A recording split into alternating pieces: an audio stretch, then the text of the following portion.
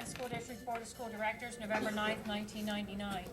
Tonight we will have a special action meeting before our regularly scheduled work session. We will also be presenting proclamations to outstanding students. The meeting is being videotaped for community cable channels, and individuals attending this meeting and intending to speak to the board should be aware that they are being videotaped. In order to meet the requirements of the Pennsylvania Sunshine Law, it is necessary to record the names of all citizens who speak to the board during the meeting. To assure compliance with this requirement, it is essential that those planning to address the board come to the microphone and state their name and address. Members of the audience are asked to limit their questions and comments to no more than 5 minutes.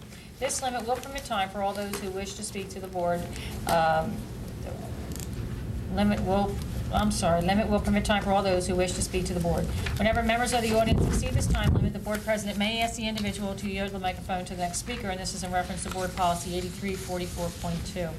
At this time, I'd like to ask Dr. Cotter to come to the microphone, if he would, and lead us in a pledge of allegiance.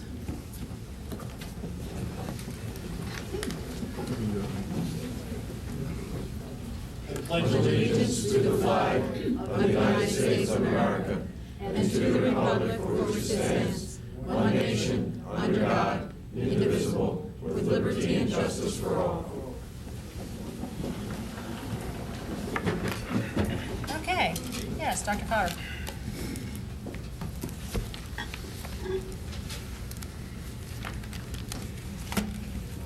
It's my pleasure tonight to come before the board to formally announce our semifinalists in the National Merit Scholar competition, along with our commended scholars.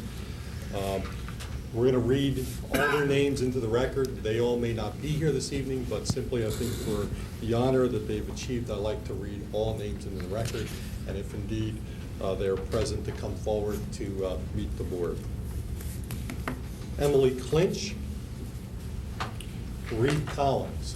Reed. Second one.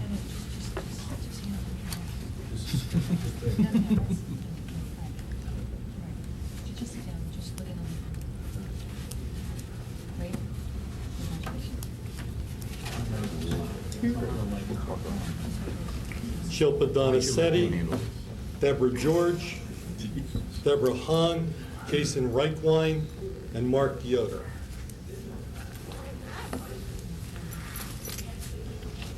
There are semi-finalists in the National Merit Competition.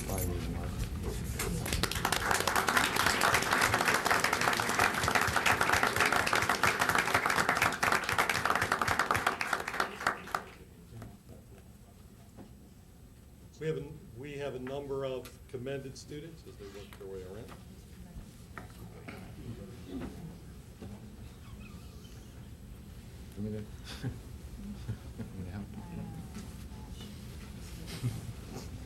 Okay, Matthew Crozer.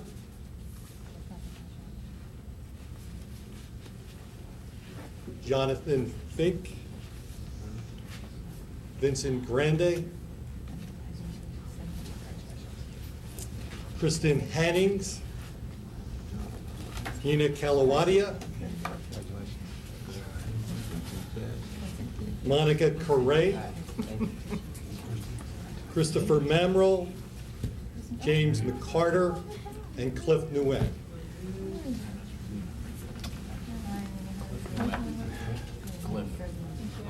Cliff Nguyen, last one.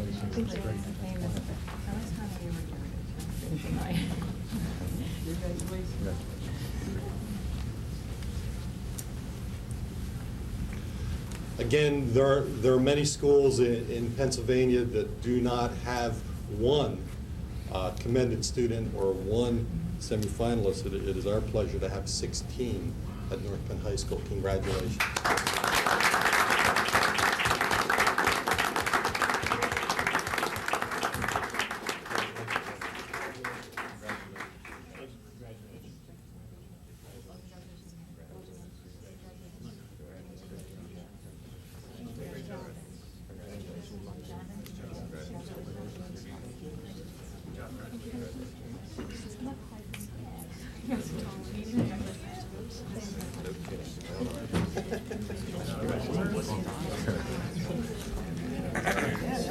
Dr. Cotter, we can give you these awards for the students. Congratulations, nice to see you.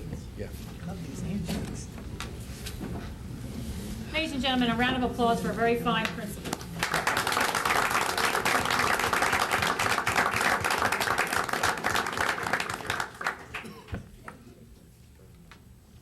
Okay, ladies and gentlemen, we'll just wait a moment here.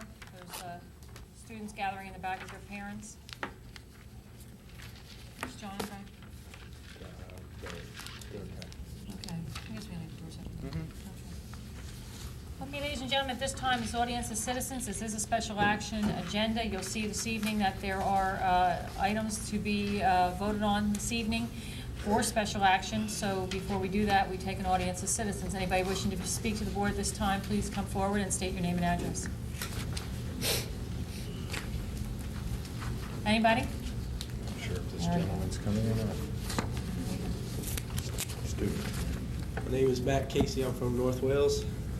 Members of the board, since the start of the new school year at North Penn High School, the Student Government Association has held several open forums in which the members of the student body have had the opportunity to voice any concerns they have had regarding North Penn High School.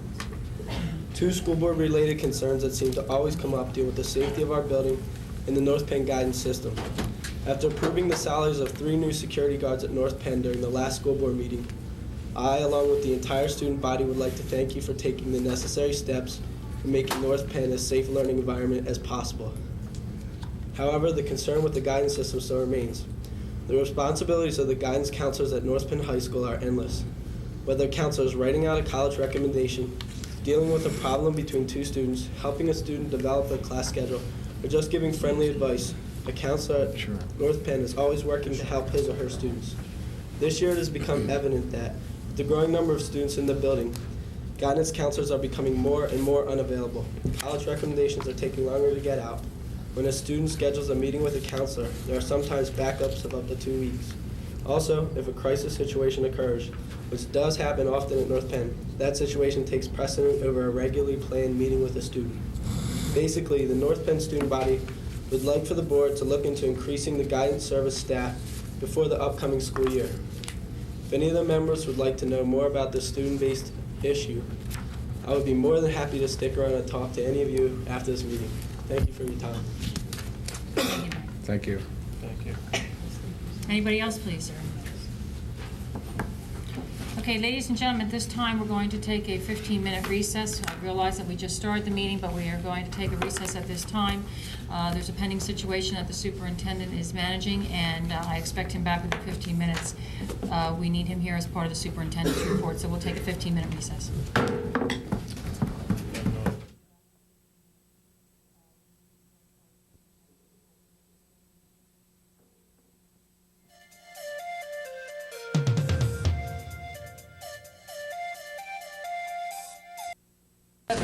Meeting of the Board of School Directors, November 9th, 1999. This is the continuation of a special action meeting that had started about 7:30 this evening. At approximately 20 of 8, about 7:40, I had called for an adjournment for 15 minutes. During that 15 minutes, I had also called in board members into an executive session from 7:50 to 8:02. There was an audience of citizens. No one had come forward after Matt Casey, but there is an additional action item to be added to this agenda. Under personnel, there will be a movement to accept a resignation, and that motion will be read later under D by the superintendent. Last chance, is there anybody else under the audience of citizens that wish to speak before the board? Anybody else? Thank you. Superintendent's report. Okay. A, recommend approval of the consulting agreement with Pennsylvania School District Management, a division of R.J. Davey and Company Incorporated, for the position of Director of Financial Affairs Services for the time period of November 10th, 1999 to June 30th, 2001. The compensation for services shall be $9,200 per month. Is there a motion? Motion by Shapinsky? Second. Second by Schilling. Are there any questions? Yes. Yes, Mr. Spitzley. This is directed, I guess, to the solicitor for a better explanation, but Mr. Bartle, when we first discussed the issue of Mr. Sauer's contract, the issue of expenses had come through, and we had asked that the expense limitation be taken out. Yes. But the language for expenses was still left in. Could you give us a better explanation of why you're doing that? Yes. The contract should not be silent with respect to the issue of expenses. It should not be left to be an ambiguity as to what the appropriate procedure is. if you see the language that has been included in the contract, I have included language that says that in order for expenses to be obtained from the school district, they must be expenses that are approved by the board. And if you look at the rest of the language is limiting with respect to the issue of expenses. So it clearly sets forth what the conditions will be for the company to receive and be reimbursed for expenses. Do you feel that that's necessary and appropriate language? I think the language that's in the contract is sufficient and appropriate. Yes, I do. Thank you. No further questions. Any other questions? It was related to the expense account. Given that this is an independent contracted employee and generally the terms of payment is articulated in the contract, if there were no expenses provided for contracted party, could they in fact assume that they have reimbursement for expenses? Well, first of all, let me tell you what the contract is. The contract is a contract between an independent contractor and the district. It is not an employment contract. That's number one. Number two, I don't want to get into what they could assume. It is my belief and my opinion under the law that if expenses were incurred, that the only way that those expenses could be paid for by the district would be for this board to take action. Under the school code, expenses in excess or funds in excess of $100 are to be paid only after a majority action of the members of the board. However, so that there is no ambiguity between the parties and there is no misunderstanding between the parties, and so that any other document that may be in writing or a letter or a policy or otherwise does not bear upon this particular issue, I thought that it was more appropriate to set it forth in writing at this time so that there could be no misunderstanding. And my concern deals with that there could lead to misunderstanding in that there's day-to-day expenses that are associated with this job in which some employees are reimbursed mileage, long-distance phone calls that come from home to take care of the business of the district, some other general operating expenses that aren't directly paid from the district that comes out of pocket, of which I know Mr. Sellers himself expressed to me that he did not anticipate any expense account whatsoever, whether it's $300 cap per month or zero. And that I just want to be clear that this would be for strictly extraordinary expenses.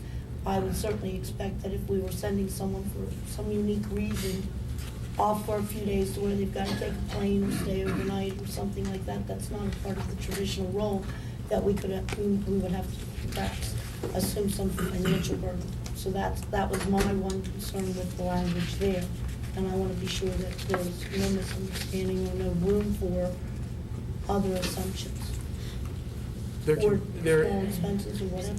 I don't think there can be any valid assumption that expenses are payable without action of the board. So whatever action this board may take at some future date, whether under this composition or otherwise, the board may take whatever action it deems appropriate with respect to reimbursement of expenses. But that's been set forth under the contract that unless that action is taken by the board, there will be no reimbursement of expenses. That's as clear as you can make it in the agreement. But Mr. Bortle, the only problem is sometimes we do approve these expenses, but they're in a check register among 300 items. And we have in fact been told, well, we did approve that expense when we approved a check register, not a line item on a budget, not a staff travel on an agenda. But we are in fact approving those expenses every time we approve a check register. And What that's would you why like I'm it to say? concerned. What would you like it to say? That's not a legal Oh, issue for me to deal Right, with. That's an exactly. Is accounting there any issue. way That's though an internal then issue.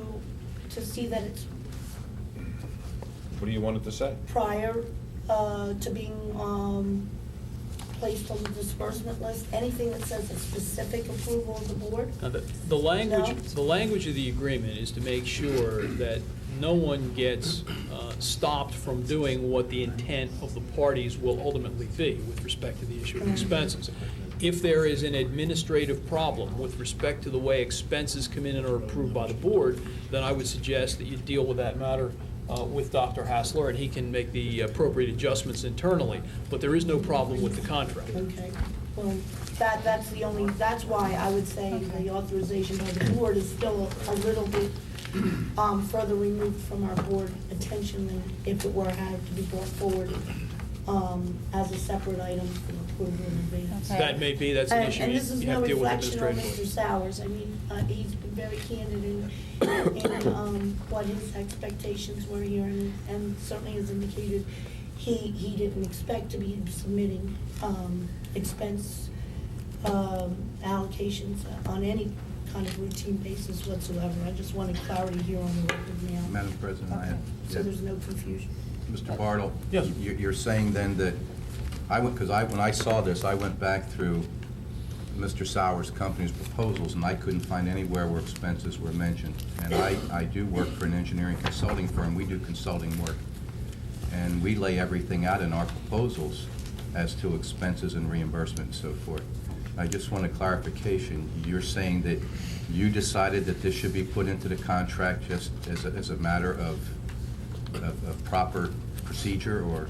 Well, let me say this. When the contract was originally drafted, I was sent information that expenses were not to exceed the amount of $300 per month. Correct. Okay? I drafted the expense provision of the contract that contained this exact language, which reads, "Expenses incurred by PSDM that are directly related to the district's business shall be reimbursed by the district when duly authorized by the Board of School Directors of the district.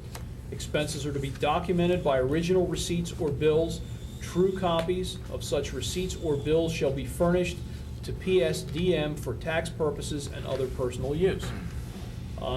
That clearly tells you that they have to provide you with the original of the receipts, and you must approve them before any money is paid by this district. There was a $300 cap that was placed in here. At the conclusion of the last meeting, I was asked to take that section out, and I did.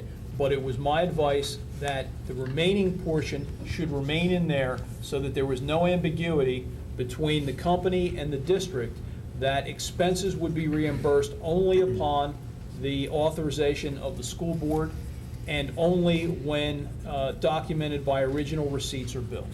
I understand that. What I'm saying, what I'm asking is that you felt as a matter of proper procedure that this should be in the contract? Yes, I even did. though it was not mentioned in their original proposal? Yes, I did. Okay, thank you.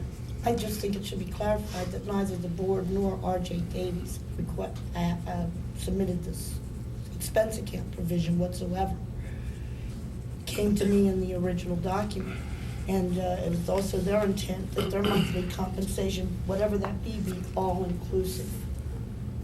And that's where the confusion comes, that we began with a $300 ceiling on an expense account per month that never really existed prior to starting into the formulation of the contract.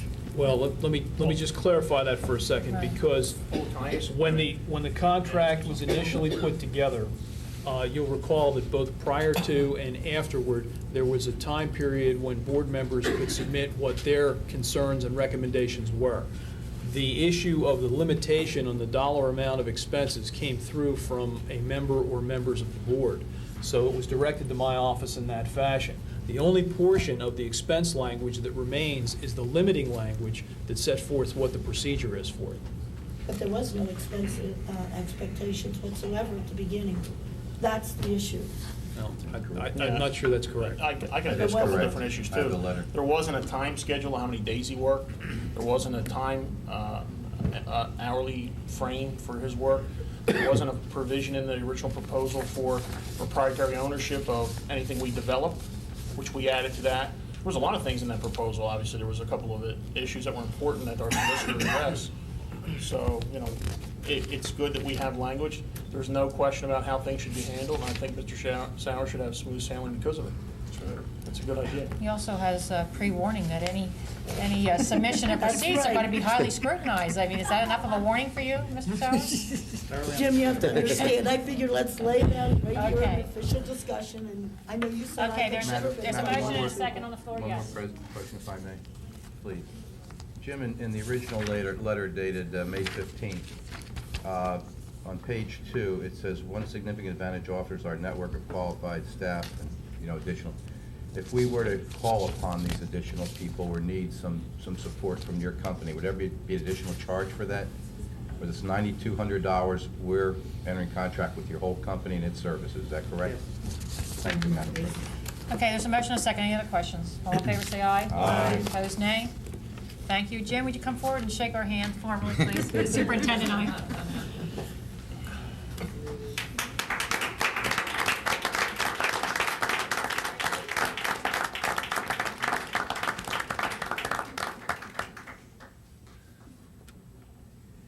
Okay.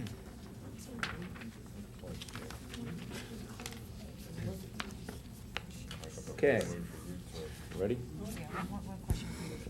Frank mentioned something about the one security position. Is it under the teacher?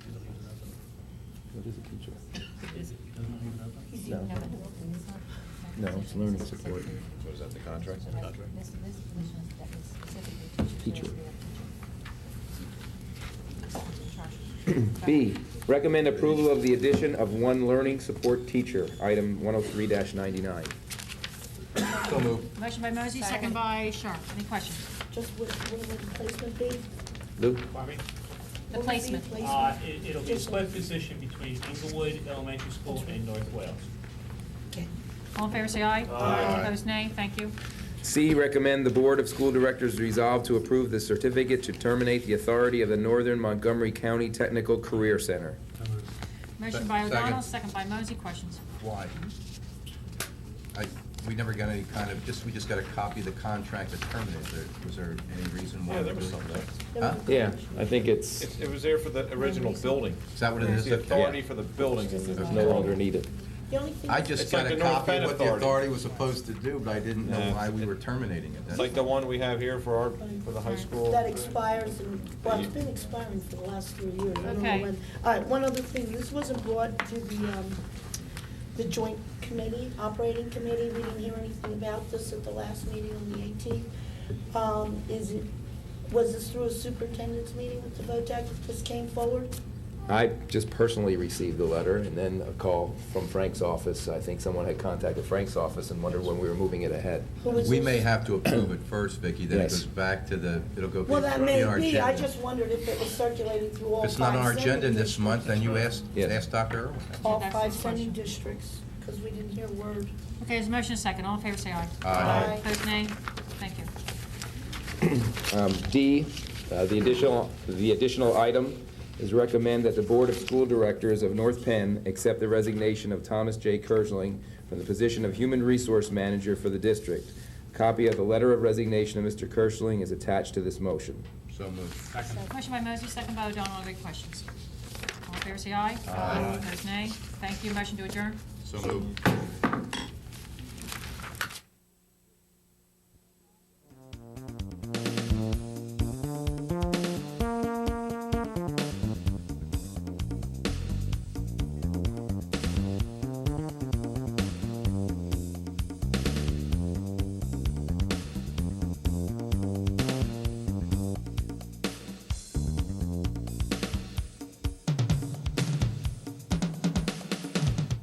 This is a board committee meeting in the Educational Services Center, November 9th. Again, let me read into the record that tonight we will have a regularly scheduled work session. We will also be presenting and have already presented proclamations to outstanding students. The meeting is being videotaped for community cable channels. Individuals attending this meeting and intending to speak to the board should be aware that they are being videotaped. In order to meet the requirements of the Pennsylvania Sunshine Law, it is necessary to record the names of all citizens who speak to the board during the meeting. To ensure compliance with this requirement, it is essential that those planning to address the board come to the microphone and state their name and address. Members of the audience are asked to limit their questions and comments to no more than 5 minutes. This limit will permit time for all those who speak to the board to do so, and whenever the members of the audience exceed this time limit, the board president may ask the individual to yield the microphone to the next speaker, and this is in reference to Board Policy 8344.2. At this time, under your agenda, we have a hefty agenda under educational services, and first on the docket is Citizens Crime Commission tip line. Yes. Just before we get started, just a quick announcement. This Friday, we have an event called Bus to the Future Plan, where we'll be busing any residents that are interested to 4 of our schools. It's a county-wide initiative, and at this point, we have about 50 people signed up. So anyone else that's interested, please call Christine Liberoski's office, and I'll turn it over to Lou now for the introduction of the Crime Commission. Okay. We have discussed the tip line for several meetings, both in educational services and at a recent session here. I've been asked to have representatives from the Crime Commission come to talk to the whole board. So I've arranged for John Appledorn, who is from the Citizens Commission for the Delaware Valley, and Bob Rifus, who works with him through Metropolitan Life to help support the program to come here. So I'm going to turn this over to John and let him talk about the program. Good evening. A little weak voice today, so everybody's going to have to listen up. I'm John Appledorn. I'm the president of the Citizens Crime Commission of Delaware Valley. I've been in that position for 3 years, and I'm here tonight to talk about the tip line. Just going back in my career, I was 31 years in the Philadelphia Police Department. I run the homicide division. I was in charge of organized crime. It was during my stay at the homicide division that I realized the value of the tip line. And basically the way it works is people call tips in to the tip line, and they're provided a reward for that information if it leads to an arrest of the subject that they called in about. The tip line is successful for many different reasons. One of them is we pay rewards, and the second one is we let the people remain anonymous. When they call in, they get a control number. They remember that control number. If an arrest is made as a result of the information, they receive the award. Just recently, Bob Rifus from MetLife, who's behind me and we'll talk a little bit later, introduced this program to us. He says you ought to extend that tip line into the schools. And since that time, it's being utilized by businesses, civic groups, community groups, and even the prisons down in Philadelphia. So my hat's off to Bob for starting the program. This gives students, parents, and teachers an opportunity to get information to us on an anonymous basis, and we pass it on to officials that do the investigation.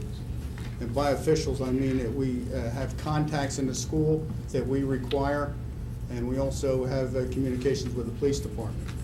So anytime we get information, and if it's something that needs immediate action, we have a 24-hour line that we can call people so that they can make preparation or deal with the emergency at hand. The tip line is not a toy. We have experienced operators. Most of them are retired police officers. I'm one of them. And we are not only have operators on duty 24 hours a day, 7 days a week, we also have supervision on call. So anytime anything develops, we're there to handle the situation. The program's successful only if it's advertised properly. And I have here Bob Rifus, who's going to talk about some of the things that he's done in some of the other school districts that have already signed up for the Campus Crime Busters. If I have any questions at this time, or I was a little too fast in going over some of the facts, I'll entertain some questions at this time.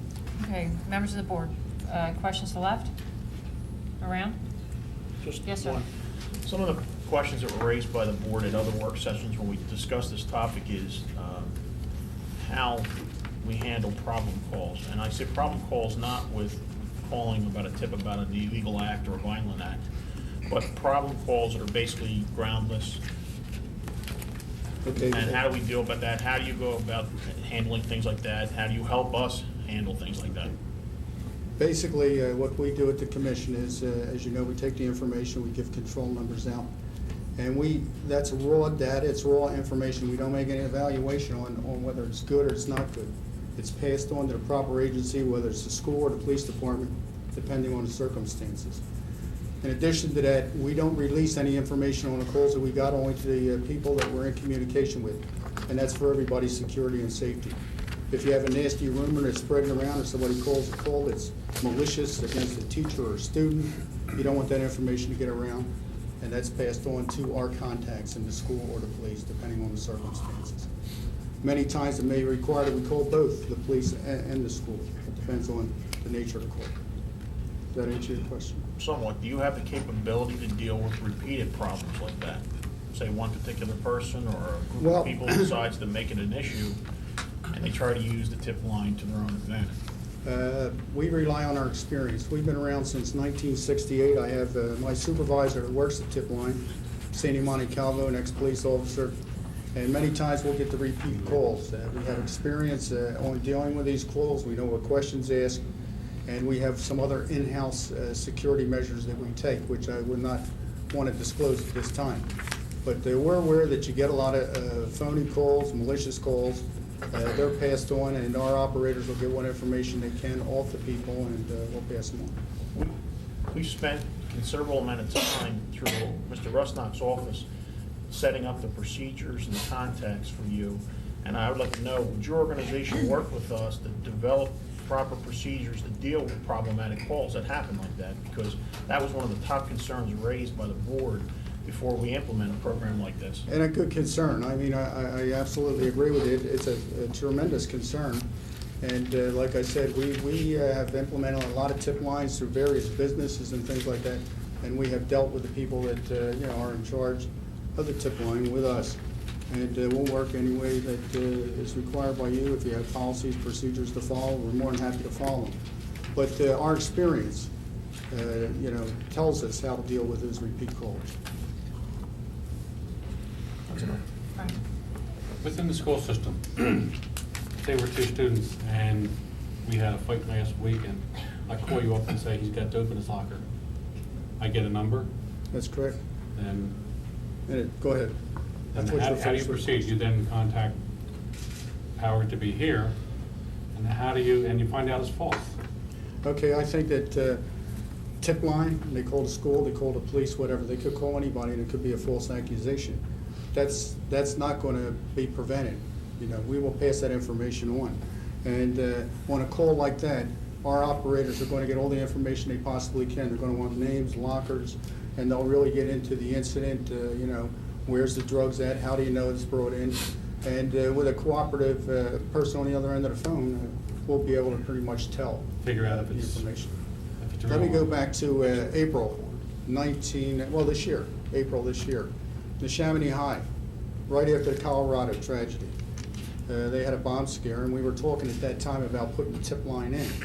Well, after the Colorado tragedy, they got a bomb scare, had to evacuate the school, and they had to bring the police in and the dogs and everybody. And they decided to make an exception and put a $1,000 reward up for information leading to the arrest of the person that called that phony bomb scare. Within 24 hours, we had the information, knew where the kid made the phone call from, we had everything. Within 48 hours, he gets arrested, and subsequent to that, they slam dunked him in court. He got something like 6 months boot camp, and his parents had to pay a fine of about $8,500. After that incident, calls subsided dramatically. So what we're saying here is that if you do have incidents and they come to successful conclusions, rewards are paid out, it's advertised, it's like having an individual police officer in every hall. So basically, another question, I guess. So the people that you hire would be specifically skilled in getting enough information out of me so that they can determine if it's a false accusation or not? Well, once again, we can pretty much determine that, but we're still going to pass the information on. We do no investigations on our own. We pass the raw information on. What we do is try to ensure as best we can that the information that we pass on to you is accurate and genuine. We're not going to take a call and say, oh, we're not going to call the school board on that. We think it's phony. Do you record all your conversations? No, absolutely. Anonymity is one of the foundations of the program. And we've been called to court numerous times, and all we do is give them the number. We find out that the other key ingredient is the rewards. People will call for a reward. There's no doubt about it. I've been in criminal investigations almost all my life. And that's one of the keys. And today, this is 1999, and you take a look at the tragedies going on in our society, and we got to do something. And I sincerely think that this program is a tool that can be utilized by us. Will you go over again who the point people are when a complaint comes in or an accusation comes in? Who specifically you deal with? I heard you mention something about you don't go to the board with every. I forget what you just said. Okay. I'm hoping you don't go to the board at all, because the board has to act as a hearing board in the event of the board shouldn't be involved at all. No. If I said that, it's misleading. What we do Okay. is we have our schools that we're contracted with. Right. We get contact people to schools, normally 2 people. They can be called 24 hours a day. In addition to that, we have contacts with the police department. Okay. They're the only ones going to. So it's a very small group. You don't have a Absolutely. large group of people that have No. access to this information and all the Absolutely details. not. One other thing, when we first discussed that, Pat and I both recommended to Lou that we include in that loop, besides either the building principal or the person who's assigned to deal with the issue, but we also include our director of security so that he's involved in knowing what's going on in each individual location. And they've agreed to do that, too. I guess what I want to hear is how tight that circle is, because the last Very thing I tight. want to know that all the principals and the assistants and building level administrators and board members know. And that, to me, that just clears the whole mess. Well, I agree with you, and that's something that you got to guard against, and that's one of the reasons that we specifically want contact people that we can call. Right. And they're designated by the school people, and they should have the people that they can trust. Right. And the police department will have our connections there. What you don't want is false rumors, malicious rumors going out. That's an absolute catastrophe. The schools that you deal with, do they have specific policies that relate to the holders of that information that goes above and beyond the expectations of confidentiality on a day-to-day level? Well, they have their investigative people, and I'm Right. sure that there is a control mechanism with the principal. I mean, that's up to him to make sure that he's fed the information, and the information doesn't go anywhere else. As far as the policy, that would be a control policy with the school. We would work on them with it, but we also have that control policy in the crime commission itself. Last question, if you have somebody who's particularly mischievous, and they make a lot of these specious claims or false accusations to the point where they're harassing, have you ever flipped the tables over and Absolutely. come back and arrested or prosecuted that person? Absolutely, and we got the information through the tip line. Good for Somebody else you. told on. Good for you. Madam Questions this way? Madam President, if I can, to piggyback on what Vince was saying when we had our meeting with the other gentleman and your other partner, that was a concern of ours. And the thing that I liked about it was the fact that in setting up the contact people, there are some things I think you're required by law, if they are grievous enough, that they ought to not only contact our point people, but they contact the police automatically. Right. But also, there are some things that they'll just contact our point people on that will not involve the police coming in. So the public doesn't get the idea that, you know, we're going to have, for every phone call, we're going to have policemen showing up at a school. That's not the case. And I think what you got to remember, No, go ahead. if you would, we're a 501c3. Right. We are non-governmental regulated. I am no longer a police officer. I work for the crime commission. Okay. Is this the same as the Pennsylvania Crime Commission, or? No. I think it's an organization that was operated by Ian Lennox. No, this is Ian Lennox. It's the Citizens Crime Commission of Delaware Valley. One is run by the state also. Okay. They have a tip line. Ian was in as a this matter- organization? Yes.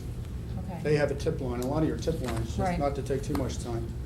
They operate 24 hours a day, answering machine, and no Okay. personal contact, and if you get a catastrophe or immediate notification, it's gotta be given. There's quite a, reason for delay or whatever. We don't believe in that. We know that being in the business, the quicker you act on some of these problems, the quicker you get them settled. Ian Lennox is still with the organization? Yes, he is. He's one of our consultants. I would not get rid of him. He was Yeah. very instrumental in me being here today as president of Crime Commission. He's a good man. Questions to the right? Yes. Bill? Where do you get your funding? Our funding comes through programs like this. Administrative fees is what we charge. We also have contributors. Our executive board consists of Debbie Fretz, who's with Sun Oil. We have Woody Wright with Cigna Corporation. We have attorneys. We have doctors. We have annual fundraisers. Our Law Enforcement Appreciation Day every May. About 500-600 people attend. Guest speaker was Governor Rage, and we had Mayor Riddell. And that's one of our fundraisers. In addition to that, we have a 76er night. We take kids from the inner city in to see ball games, and tickets and all are donated by, the community. And then we have a cocktail party in February, and what else do we have, Bob?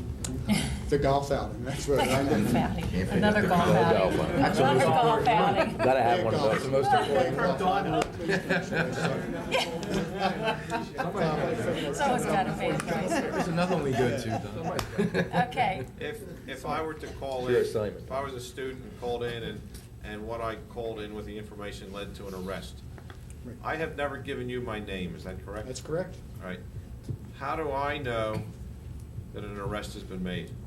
That's a good question, and I'm glad you asked it, because out of all the rewards that we ever posted, when we gave a number out, we normally had to call before we knew the person was arrested. So they give you the information, and the student's gonna get a number, and when that subject gets arrested, I guarantee you that He'll be student back. will call back with a number. If he doesn't get the money. And then will you know their name? In other words, is their name go on record ever? Absolutely not. When we pay the cash reward out, we have a fella, and he'll say, I'm gonna meet you such and such a location. Comes up, he gives them the number, he gets the cash, and that's the way it works, and it's gotta go. And no 1099? Very good. That was a good one. No 1099, sir. Okay. Okay. And currently, we have a $40,000 reward down here for the Center City rapist murderer.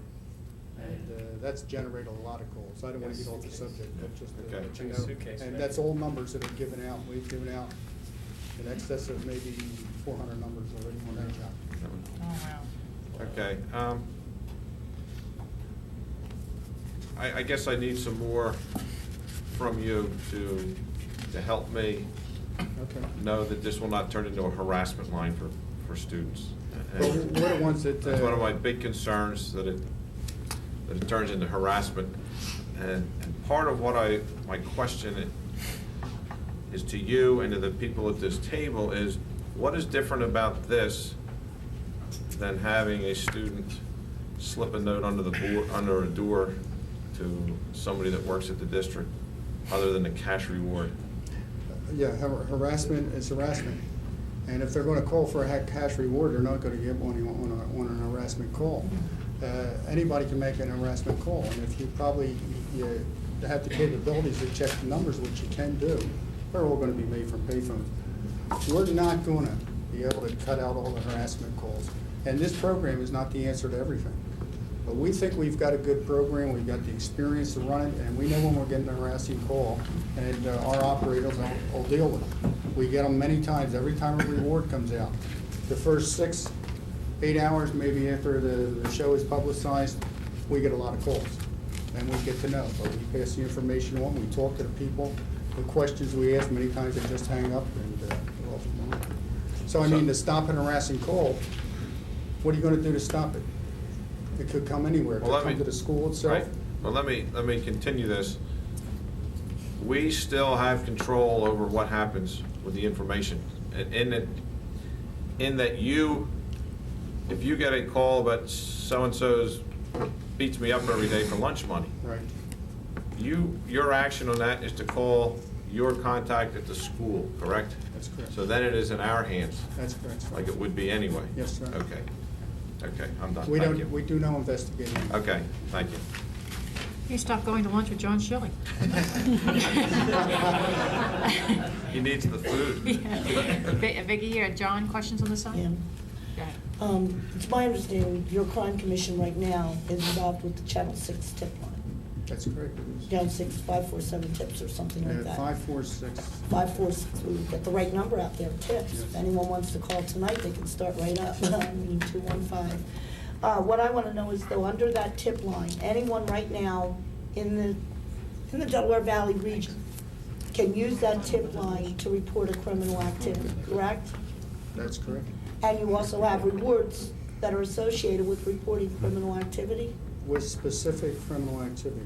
We have posted rewards in excess of $300,000 for murders and Specific other events. crimes that happen against people.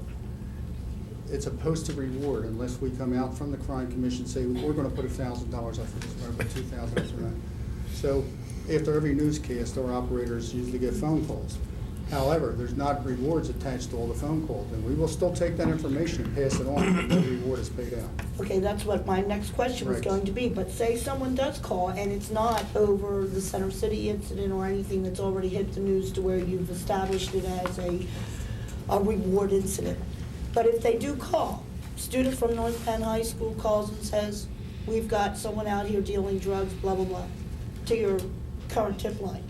You do pass that on to someone. We would right? pass it on, but I would say this, that if the program isn't in place and the reward's not there and the anonymity, the Right. numbers, they're not gonna call. Well, I know, But we there's will never- lots of numbers to Right. choose from for anonymous Right. hot tip lines, there's no That's doubt. You can correct. go to the blue pages and you'll find maybe 50 different hotlines to report various incidences. And you may not get a live operator anyway. And from your own website, I read there, though, that one of the things that was highlighted with the organization, the way it is right now, is that it isn't funded by any governmental funds. That is strictly privately funded, allowing local governments to use their security dollars in other ways. And that certainly struck a nerve with me. And that's why I sit and wonder, if you're now doing this for a fee, charge it off to administration, someone's got a paid job off of the North Penn School District for answering the phone. Are you still maintaining it incorporated under that same 501c, or is this going to be a division of what you're operating No, that's a under the 501c. private? It's the 501c. And it won't be a separate entity from what your privately funded operation is? No. Now, we will have a reward fund, but that goes into the reward fund. We have, if that's what you're asking, as far as finances, we have an administrative fee, which goes to pay our operators and our administrative fees. Right. And then we have also a reward fund, which is set up, and the rewards are paid out of that fund. So we're still a 501c3, and that's the foundation that we operate on. Is this all going to be basically a commingled operation? Or is this all going to operate together? In other words, will the operators that you have for your other tip line 215 number Right. that exists today Right. be the same operators that are online being called by the North Penn School District? Yes. Okay, so now actually what you're doing is helping to gain funding for a service that you're running. And Well, we'll and they'll probably just be taking, more operators. those that are paid privately will now be receiving the phone calls that are coming from us as a special contracted district. I don't understand your The question. same people that are operating your phone We have an line. operational base with operators, and they answer all the calls that come into our tip line. It's reward or not reward. Right, which you man right now, That's 24 hours a that's day, right. 7 days a week, and Right. so you just be taking us on as a Right, and client. of course, we make manpower adjustments as necessary. Okay, on the issues that both Frank and Bill raised, what I still need to go back to again is a call comes into your organization, someone reports that there's drugs in a locker. As I understood what you said that you're not going to say, we're not gonna call the board, or we're not gonna call someone on this. You don't make a judgment call.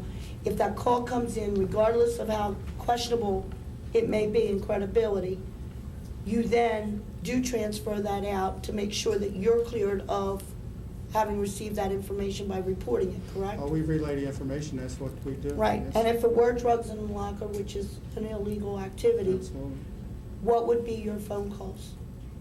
What would be the phone calls that would come from this student saying, this student has drugs in locker number Right, X?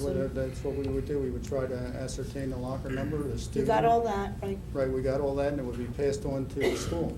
And if it's a weapon in the locker, we're gonna notify the police or coordinate it with the school authorities, whatever we think is best to handle the situation. Do you actually just limit it to the school and then leave it to the school as to No, whether? not all the time. If it's something where they're saying there's a male in the auditorium with a gun and he's been seen or whatever, we're gonna call the police. I mean, you know. Right. We are gonna make the evaluation if it's an emergency or not, and on something like that, we will notify both parties. Okay, so then- Many times simultaneously. Right, then criminal activity, reports of criminal activity Yes. don't necessarily go to the police. Well, if From your drugs in a agency. locker, you know, if the school knows the student and they want the police to go with them to the locker, absolutely. But you yourself, your No. agency does No. not No, if, direct the call if to the it's police. an emergency call. You're we'll leaving notify it to the police. internal judgment of the school district. On most on that cases, call. yes. Okay, I had understood from previous reports that if it was criminal, then you had to make contact with both agencies. Well, it depends, once again, if it's a weapon in Depends the what school, it is. we'll call the police on it. If it's drugs, then an evaluation is made. Does this also involve, if there's a report of employees, an employee they're having, I don't know, whether it's All an the affair with a information that young comes in the young tip student, line. or whether it's stealing a computer? Right? You All the would, information that we get in, we interview the person, we get the information, all that we can, and then it's called back to our school contact or the police, whatever the circumstance dictates. And we'll give a number out on that to the person that called. Will there be an official report on that? As far as what, we will make a monthly report to the schools, yes. Are there How many names? calls we got, and absolutely. And there'll be the names of the students that were reported or individuals that We'll the calls keep a came log in? on it, that is correct. Okay.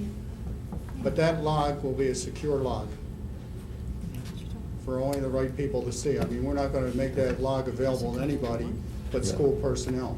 And that's in the contract, that we will notify them on a monthly basis the calls that we got. That doesn't mean we'll go into all specifics, we'll relate it to them on the phone. What Okay. school districts are using this service as as it's being proposed for the North Right Penn now, School? we just, well, the Chamonix was in, they were initially. One time, right? And we had Ben Salem's in. I think I have a list here. They are actively using Well, Ben a Salem is, 24-hour day, 7-day tip line? The Chamonix is right now, and Ben Salem is coming on board the 18th. We're going to have a kickoff.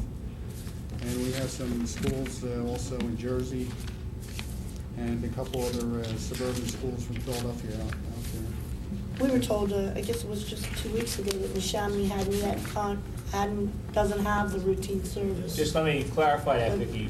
The way they used it last year was for the one incident. Right. They were moving towards going to this, but they hadn't gotten all the promotional materials, and they hadn't put it all in place as of yet. So we have no history there, though?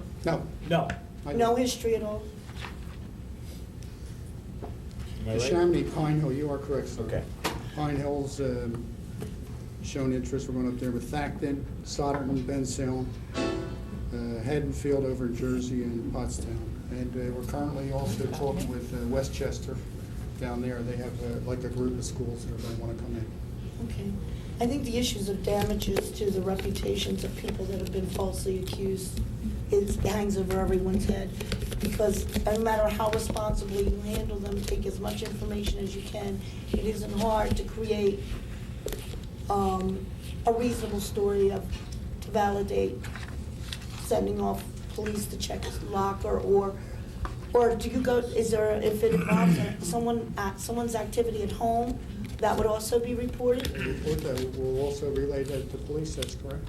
In other words, if they say that it's not happening at the school, but so-and-so's being beaten by his parents, or Absolutely, that's passed so-and-so on. is, I'll pass that on to police. then that goes on to the police, and that gives the police cause to investigate Yes. by having the report through an anonymous tip line. Right, we do it all day. You know, I guess the concern is that the caller still has a great deal of protection, and the person that's being called on still has to leave with the stigmatism that comes from the results of that call, no matter how false it is. But it's true. I think we're going to get a lot of calls. How false it is, because let me tell you, you won't keep it quiet if someone has their locker I searched. don't know You're not about gonna keeping it quiet. It's if a only as police quiet car as the comes to a security. person's home. Yeah, I'm sorry. It's only as quiet as the people that are in the program. Involved, right. Okay? And what we're saying here is we know we're going to get those malicious calls. Let's go back to the foundation. We pay rewards for anonymous information, and we give a number out. And that's what we're doing at the Crime Commission, because we feel that's how we're going to get the information on the bad jobs. We're talking about drugs in schools, weapons, possible gang fights, assaults, things like that. As far as the other calls go, we know we're going to get them also. But the foundation is to get that information that normally wouldn't be available to anybody. And Do you this know- program will do that. I would think that we have some pretty intelligent students in our schools. If they know No that their doubt about it. peers are more likely to call now than they were before, they won't talk. I don't know that in Columbine there was anyone to have made that phone call, reward or not, because everyone probably that knew about it was involved. But we don't know. But we don't know, no. We don't Well, know. they haven't found anyone, I don't think, We that don't was know what aware of we're the saying. situation. But I said, that's the unknown. But the bottom line is, the natural thing is that you're less likely to find out, because someone's gonna be less likely to talk about it within a very close circle, knowing now that there's this extra incentive out there for a peer. And that peer sometimes does go to our guidance counselor, or does go to our principal, or they go to a payphone and they make an anonymous phone call. That's what we're saying. But Vicki, you weren't suggesting that the log that's kept of names and whatever be available to the board as information, were you? No. Okay. Who would say that? No, there was talk about a log. I wanted to know if they do keep a log, if there's an Okay. official log submitted, we're gonna have to deal with the security of that log when it comes into the district, and to be sure that it's protected. Yes, it Yes, it does. will. It has to be submitted to validate what Get a the. monthly report. Under Monthly our report. original discussions, Pat and I asked this specifically because they give us monthly reports of Monthly the report. incidents. We have the choice to take names with that report. We have also direction to either Mr. Rusnock's office through Student Services, where we already handle student records as it is, and they're all protected by the school code anyway. Whatever We also information can- you want. Yeah, we can also direct it directly just to our security director. Are whatever we these want. records though actually protected, that should someone take us to court because of damages done?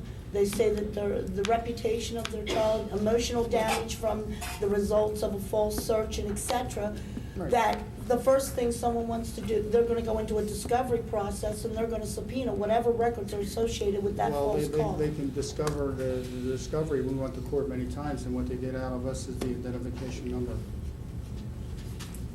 They never know the name of the person. We don't want to It's know called. the person. Well, they don't know the name. No, No. and that's protection. They don't wanna know. And as far as malicious calls, what's to prevent them from calling the school directly is what we're saying. We're here to try to get that information. It's tough to get. That's why we're paying for it, and that's why we had to have the anonymity program. That's the basis for the program. I'm just concerned about how we deal with all those that Fine. are innocently and I understand. wrongfully embarrassed, and Right. how Oh, I far it agree. could go. And I think that's just something. Vicki, I think that, Let's- if I can interject, that's why you have a multiple chain of command. It's just, they're just not gonna arbitrarily make that decision on their own. There are people in the schools they will contact. If it's a criminal act, they'll contact the police. And you gotta remember something, you're dealing with professional people. The man has 31 years' experience. You're not talking about a rookie on the beat. Patty said they will You know. not make a judgment call on the quality of that information. It That's will move correct. forward It'll go forward either to the principal or to the police or Right. whatever. to the They're not gonna police. sit there and say, We're this not is a gonna say kooky this is call, right, we're this not gonna is pass it wrong. on. Right, it They're does gonna get. pass it on. Well, that's what I mean. It all moves forward, and what happens there depends on how we deal with it as an administrator. But I do know that once it's executed, I think the innocent is just as damaged as the You could be guilty. right, Is that- and Vince and I sat and discussed this, after the meeting and during the meeting with these gentlemen. And my thinking is that in view of what's happening in society today and Columbine and what happened at that daycare center in California, I think anything that we could do to, an ounce of prevention to me is worth. I agree with you. There could be some innocent people, and I hope it doesn't happen. I like to think that our students are much more intelligent than that. But again, you do have to understand that some people do, get their jollies doing things like that. But I think that eventually, based on your experience, what you told us in our meeting, that will be down to a minimum. Like he said, the first month or so, you expect a lot of activity. After that, it does taper off. Okay, Well, let's certainly for keep this security. moving around, folks. Just a John? moment. Pat, just for point, I just have the words of Ben Franklin echoing in my mind. He who sacrifices a little bit of liberty for the sake of a little security has neither liberty nor security. I'm not I mean, disagreeing with you, Soon Vicki. as, and it's just, I wonder where it can go and how damaging it could be for, It- I it's- hope that we it's- might it's- get that. You're right, it could be. John, do you have any questions? No, I don't. Mr. Shapinsky, this is your committee. Do you want to close up? Anything more to say? You're rude. Don't tell me I'm rude. Well, Excuse me. when we discussed it, there's a couple other issues that we missed again tonight, and we gotta talk about it. One, his company's willing to help us raise the reward money through local vendors and through the Chamber of Commerce here, and I'm sure that's why he's standing behind and waiting to talk about it, but before we get to that, the other issue is, and this is something we never got a chance to discuss with you, we have debated this hotly in the task force and even with the local police authorities. Should we have this district-wide, or should we only have it at the secondary level? The difficulty that we raise with this question is, and Lou has brought this up many times, it's really a tough call. We know that we have fifth and sixth graders that know how to dial a phone. So the question is, should it be district-wide, or should it just be at the secondary level? We did the analysis of what it costs, and it's less than $1 a student per year to have it district-wide. That was basically how we recommended it. And that has not been debated tonight, and I know it was before. So the question is, that should be talked about. Do you have a recommendation for us in that manner? And then the other issue is the raising of rewards. We need help. Directed at me? Okay, yeah. Yeah, well, you know, the decision on where you want to implement the program is totally yours. You know, we find it from I guess, middle schools and high schools is what a lot of them are signing on for, but that's no guarantee it's not going to happen in an elementary school. We're talking about, number one, the initial cost of the first school coming in, administrative cost of $2,500 and $500 for each school thereafter, and it comes out less to $1 a student. So, you know, if it's a question of dollars, I'm only going to offer one thing. You know, what does a life cost, and how do you measure prevention? You know, and that's, the decision is the board's. It's not mine. I mean, if I could afford it, I would put it in all the schools. Well, we had this discussion, and we agreed on the task force that the difficulty we have, we don't want to send the wrong message to the entire district. We care about all the kids and all the schools, and we're going to try to do this now. We did caveat that also with that, you know, once we have some experience with this line, you know, we might want to change that recommendation. We might find out that we got one phone call all year. I mean, we don't Hopefully know that'll what's be the going to come. case. And unfortunately, we don't have a good history in other districts to really depend on and get some track records. But we might be back here a year from now if we decide to do this and come back with a change in the recommendation. And the administrative, the first $2,500, by the way, next year, that goes down to $500 for the schools, the administrative startup. So just a little add. But it is a tough choice for us. Absolutely, Whether we and I decide won't to want to do make that or the not. decision, I'll tell you that, I mean, really. Why is it more for the first year? Okay. Set up. Yeah, why is it more for the first year, John? Beg your pardon? Why is it more for the first year? Administrative startup Setup. and everything, and, you know. The obvious, right? Yeah. All right, I know there's going to be questions from the members of the audience. I know that there are people here tonight that are here for specifically this issue. So, John, if you could come up here and take this seat here. Well, I'd be happy to. Because you would have a microphone, and that way we can take audience and citizens at the podium. Okay, ladies and gentlemen of the audience, anybody wishing to ask questions on specifically this issue, come forward, state your name and address. Dr. Rawson?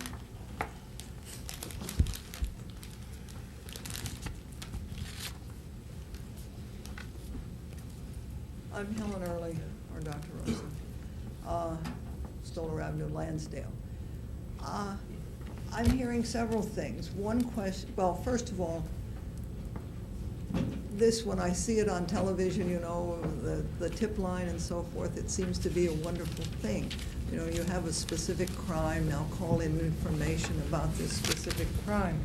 It seems like a wonderful thing. We're talking about something quite different here. We keep saying about all these years of experience, but nobody's had experience with doing this in the schools, really.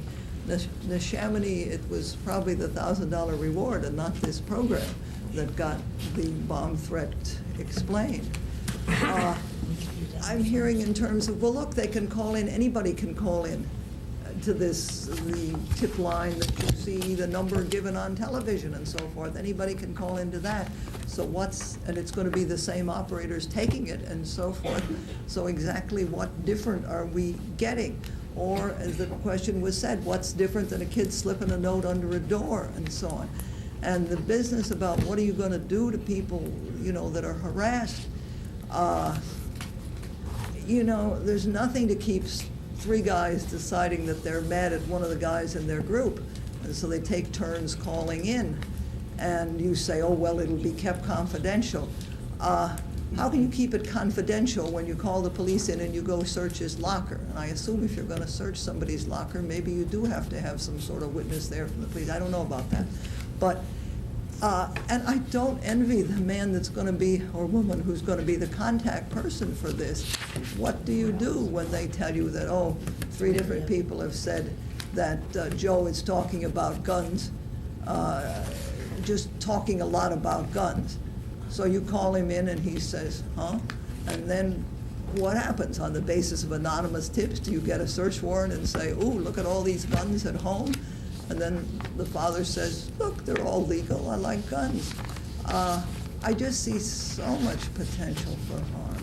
To say, what is one life worth? Yeah, but but what are how many harassed people worth too? And I think you're going to get far more harassing calls than you're going to get tips that save a Columbine. And I think at least let's let some other school try it first or something, because there really are these problems. I think valid things are pointed out.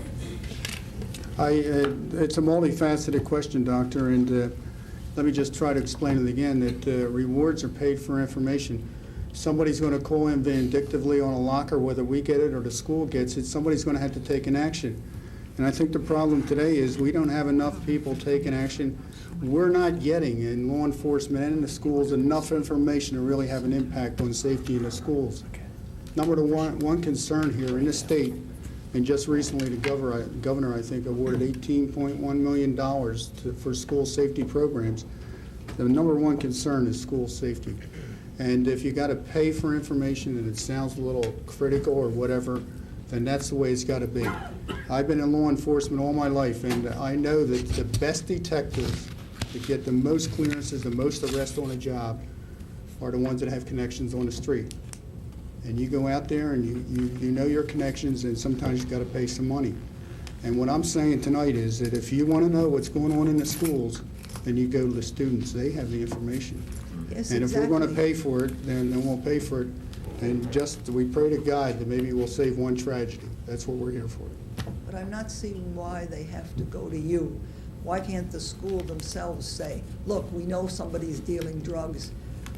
If you're going to deal drugs, people have to know who you are. They can't buy from you if they don't know who you are. Okay, here is a reward for some that will come up with some solid evidence against somebody dealing drugs, something like that. The school can offer that. And then we're going to be asked to put up money for rewards anyway. It's not just this amount of money that you're talking about. I think you got to ask yourself this question: is that the case? Or are they going to the authorities and just give them the information? I don't think they are. That's why our program is successful. I don't think that the students, everybody out there that knows about drugs and weapons coming into the school will go to a counselor all the time. I don't think so. Yeah, but I'm not saying that. I'm saying that if you think the only thing that's going to make them squeal on a drug dealer, that doesn't help any when the teachers talk about narking on somebody, so that implying that the narcotics agent who comes here undercover is somebody to look down on and so forth. But anyway, when I don't see you're going to offer a reward, so they should call on your line. What's wrong with the school district offering a reward, so they call on the school's line? And if they're afraid that their voice is going to be recognized, well, first of all, you certainly, as far as the number being traced, you can call from a pay phone. But why do we don't do that? Our anonymity is guaranteed. That's another foundation of the program. Yeah, I understand that, but it doesn't. Well, okay, those are my problems. Okay. Thank you, Doug. I hate to have a first school district that really things. Mr. Graziano? Hi, Bob Graziano, Tomanson. I'm trying not to be judgmental here, I'm just trying to clarify a few things in my own mind from what I've heard tonight.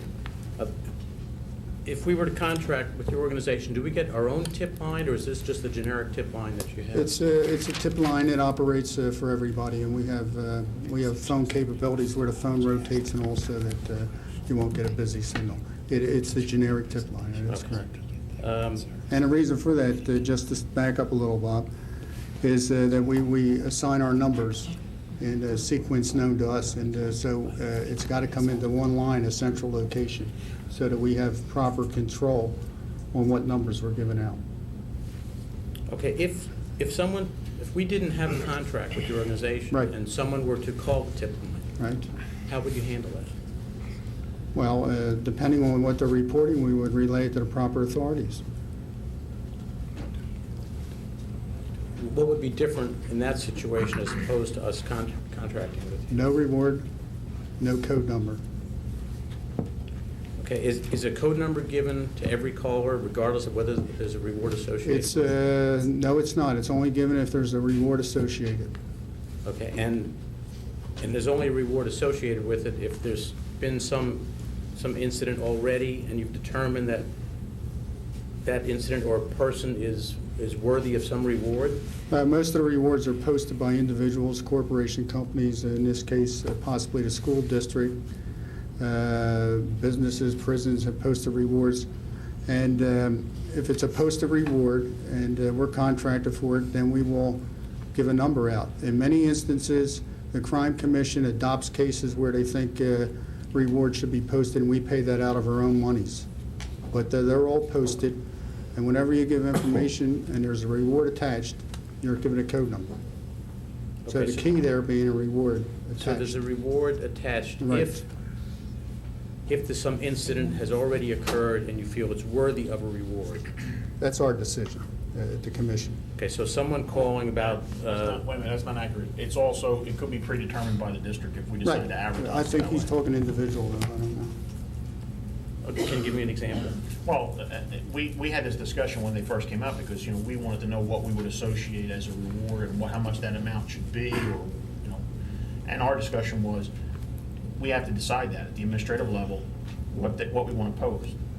Besides the phone number, the call for illegal or violent acts, we could also say, any incident will incur a reward of X amount of Okay, dollars. and We that's have to the part- decide how we want to do This is that. where we That's need the their part I was help, too. This is confused. why we Yeah, need their and help this is my discussing it. clarification. I thought you were talking about just an individual on the street calling in about something that had happened, and the arrest was made as a result of that information. Okay, If it's so if it's- contracted to the school, then the reward will be paid. So if a student calls and says, so-and-so has drugs in his locker, we may have a policy in place that offers a reward for that information? That's right. If it leads to an arrest. If it leads to If it an leads to arrest. arrest, okay. That's Okay, so correct. we're upfront saying that we have certain situations But there, that we may have a reward. but we were associated. also concerned about the other side of that, which is not just I'm calling about a drug problem. I'm calling because I think Joe's going to commit suicide. There's no reward here. There's just somebody to contact who immediately has the contacts on our side. Okay, that was a little confusing to me. Okay. All right, so rewards could come from us. This would be additional funds that we would have to. We have come the up with. option of either posting reward directly from us or going out into the community and raising the funds through the various groups. Okay, And they'll actually help us do that. They have somebody to do that. Okay, and how do you determine an appropriate award amount? Reward? Well, So we have to work out. yeah, that's got to be worked out, but let me say this, we've been in the business since 1986 on paying rewards out. And we evaluate the circumstances and see how good the information was, if it's successful. Of course, the nature of the crime, the severity of it, whether it was drugs or a weapon being brought in. And I believe in this case, it goes up to $250 maximum for the reward. There may be cases where they decide to pay $100 if it's a vandalism. But the Crime Commission administrates that. We've done it for, like I said, a lot of years. I have a supervisor, Sandy Montecalvo, who's in charge of that program, and he does an excellent job. I mean, if a reward's due, it'll be paid. There was a recent incident where there was some escapees from prison and there were Good. rewards offered, and there was a big controversy afterward because at first they didn't want to give the people the reward. Correct. How do you feel about that particular I situation? like that because that involved us, and it was the job down in Maryland, Johnston, right? Crime Commission come up with a $1,000 reward, and when the subject was apprehended, they came and they asked us if we were going to pay. And at that time, we had put out a press release to each of the media. And I'm talking about all the channels and the radio stations, and specifically on that release was the circumstances by which the award would have to be processed in order for them to collect. And it stated that in order to be eligible for this reward, you must call the tip line of 546-TIPS, give your information and receive a code number, and nobody did that on this instance. So initially, we decided not to pay, and then after the media got a hold of it, and it took on a life of its own, the commission, rather than send the wrong message, we didn't want anybody not to call 911 first in the Crime Commission, we decided to pay. And if you take a look at the way the reward was paid out, we paid the woman that initially made the call that brought the police into the area, and you had the K-9 team, and you had the person that allegedly directed the helicopters to the location where the subject was. It was split 3 ways, and I think everybody else followed suit there. But that was the commission, we put it out, it was specifically mentioned, and then afterwards, we didn't want to send a bad message, we retracted, we paid the reward, and whenever anything like that happens, we have a board of directors, and we make the decisions that we think are best. In that decision there, we did not want anybody to think, I'm going to call the Crime Commission and I got a burglar in the back of the house. So that's why we did I that. have to assume that was a public relations nightmare. Oh, for it was a little while. nightmare, yes, sir. Let me tell you, 2 days I fought with it, yeah. Okay, thank you. Thank you, Bob. Question, excuse me, John. Yes. Earlier in your presentation, I thought I heard you say that it was since 1968, What I do? and then I just heard... 86. 86, so I just wondered which it was. What do they call it? The select page? Is it 86? 86. Thank you. And I am sorry. That's all right. Next.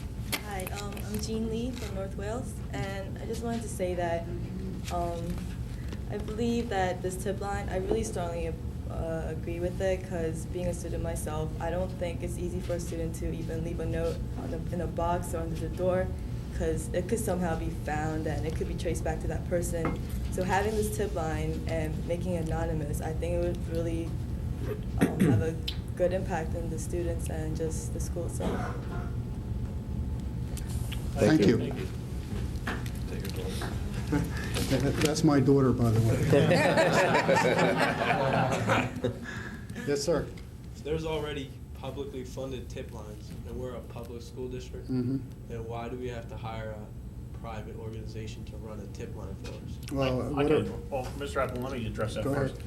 When we first started to look into that, one of the difficulties we have, some of these publicly advertised tip lines are national. And our difficulty was, I don't want an operator in Georgia getting a phone call about an elementary school problem, and they say who, what, where. We're open to custom tailor the program for us to our contacts through them. And earlier you heard about, what's to stop a kid from sticking a note on their door? Nothing. It can still happen even with the tip line. As that other student mentioned, we're trying to provide another avenue for this information. I don't know if the reward is going to be such a big play as they hope it to be, but I'm hoping that we get other phone calls and then it is successful for us. If it's not, we'll reevaluate it and make changes. But that's the reason why there's other national crime tip lines, and believe me, the phone rings all over the country. Wouldn't it be more cost efficient for North Penn School District to find a local public school line instead of, and Well, push that in the we- schools? We even discussed that issue too, about us doing it ourselves. The man a phone line 24 hours a day, 7 days a week, 365 days a year is astronomical cost for us compared to what we pay as the fee. As long as they're educated to our needs, our schools, and our contacts, we have to deal with the rest of it. And that's our side of this equation. But we had discussed a lot of different options before we looked at them. And the important thing, Matt, too, is to find qualified people. That's I mean, another in training of in operators. terms of their service, they're former police officers, they know how to talk to people, what questions to ask, they have investigative knowledge, investigative procedures. Just to bring someone in to first of all, to find someone, then to bring someone in to man the phone, to find that kind of experience, you have to pay for it. You really do. Mac, I believe this is going to cost us approximately $11,000. $10,500. $10,000. Picture trying to hire enough people to stay on this thing 24 hours, 7 days a week. No supervisor. At $10,500. Can't be done. It is very, if we want to do it, it is very cost efficient this way. Thanks. I think John's finished. Did you want to talk about ways to raise? Well, if we're going to make a recommendation from the task force, we recommended it district-wide. If there's any debate about not doing it at the elementary level, that should be spoken now. But our recommendation is going to stand that we're going to implement the tip line, we're going to advertise it in all our schools and on our Channel 16, and try to communicate it in other communications directly to the parents, and we'll go from there. If there's any further debate over that, have it now. Vince, Yes. from the first presentation that was made, I'm a little confused about that recommendation. First of all, who introduced the Citizens Crime Commission as a security resource in the first place? I did. I attended a meeting this summer where it was presented to various school districts throughout Montgomery County.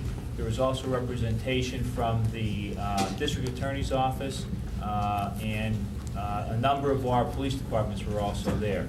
The police departments locally can't say I spoke with every one of them, but generally they were very supportive of this, and in some cases, they have even brought this to our attention prior to the summer presentation. I listened to what they had to say. I came back, I talked to Dr. Hassler and Dr. Venema about it. We then had a presentation to the three of us. We then moved it forward to the task force and had the presentation of Vince and Pat. So that's where that came from. We did look at other tip lines. As Vince talked about, some of them are national. They are not local. Sometimes you get an answering machine, and it varies depending on what it is. So we felt, given what we were looking at, we thought this was a recommendation we wanted to bring to this full board. Okay. There are quite a few that operate in Montgomery County. There are several. There are quite a few there. All right, thank you, Lou. You cleared that up. But the original recommendation, when we went through our first dialogue on this board, with the board, was to implement it at the high school and the middle schools.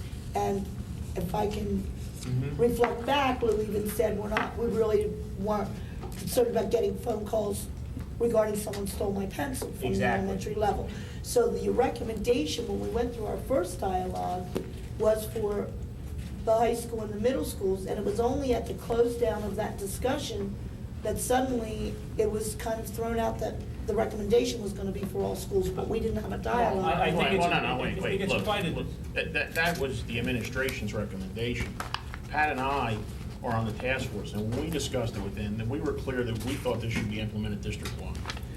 And we thought the cost was insignificant change. We thought it was more appropriate to send a message that. So Pat and you were recommending that we made that recommendation. Lou said that he felt it was. I was not at the meeting, but Vince and I did talk about it, and I agreed that it should be district-wide. One of the difficult pieces here, Vicki, is that we have 5th and 6th graders in our elementary schools.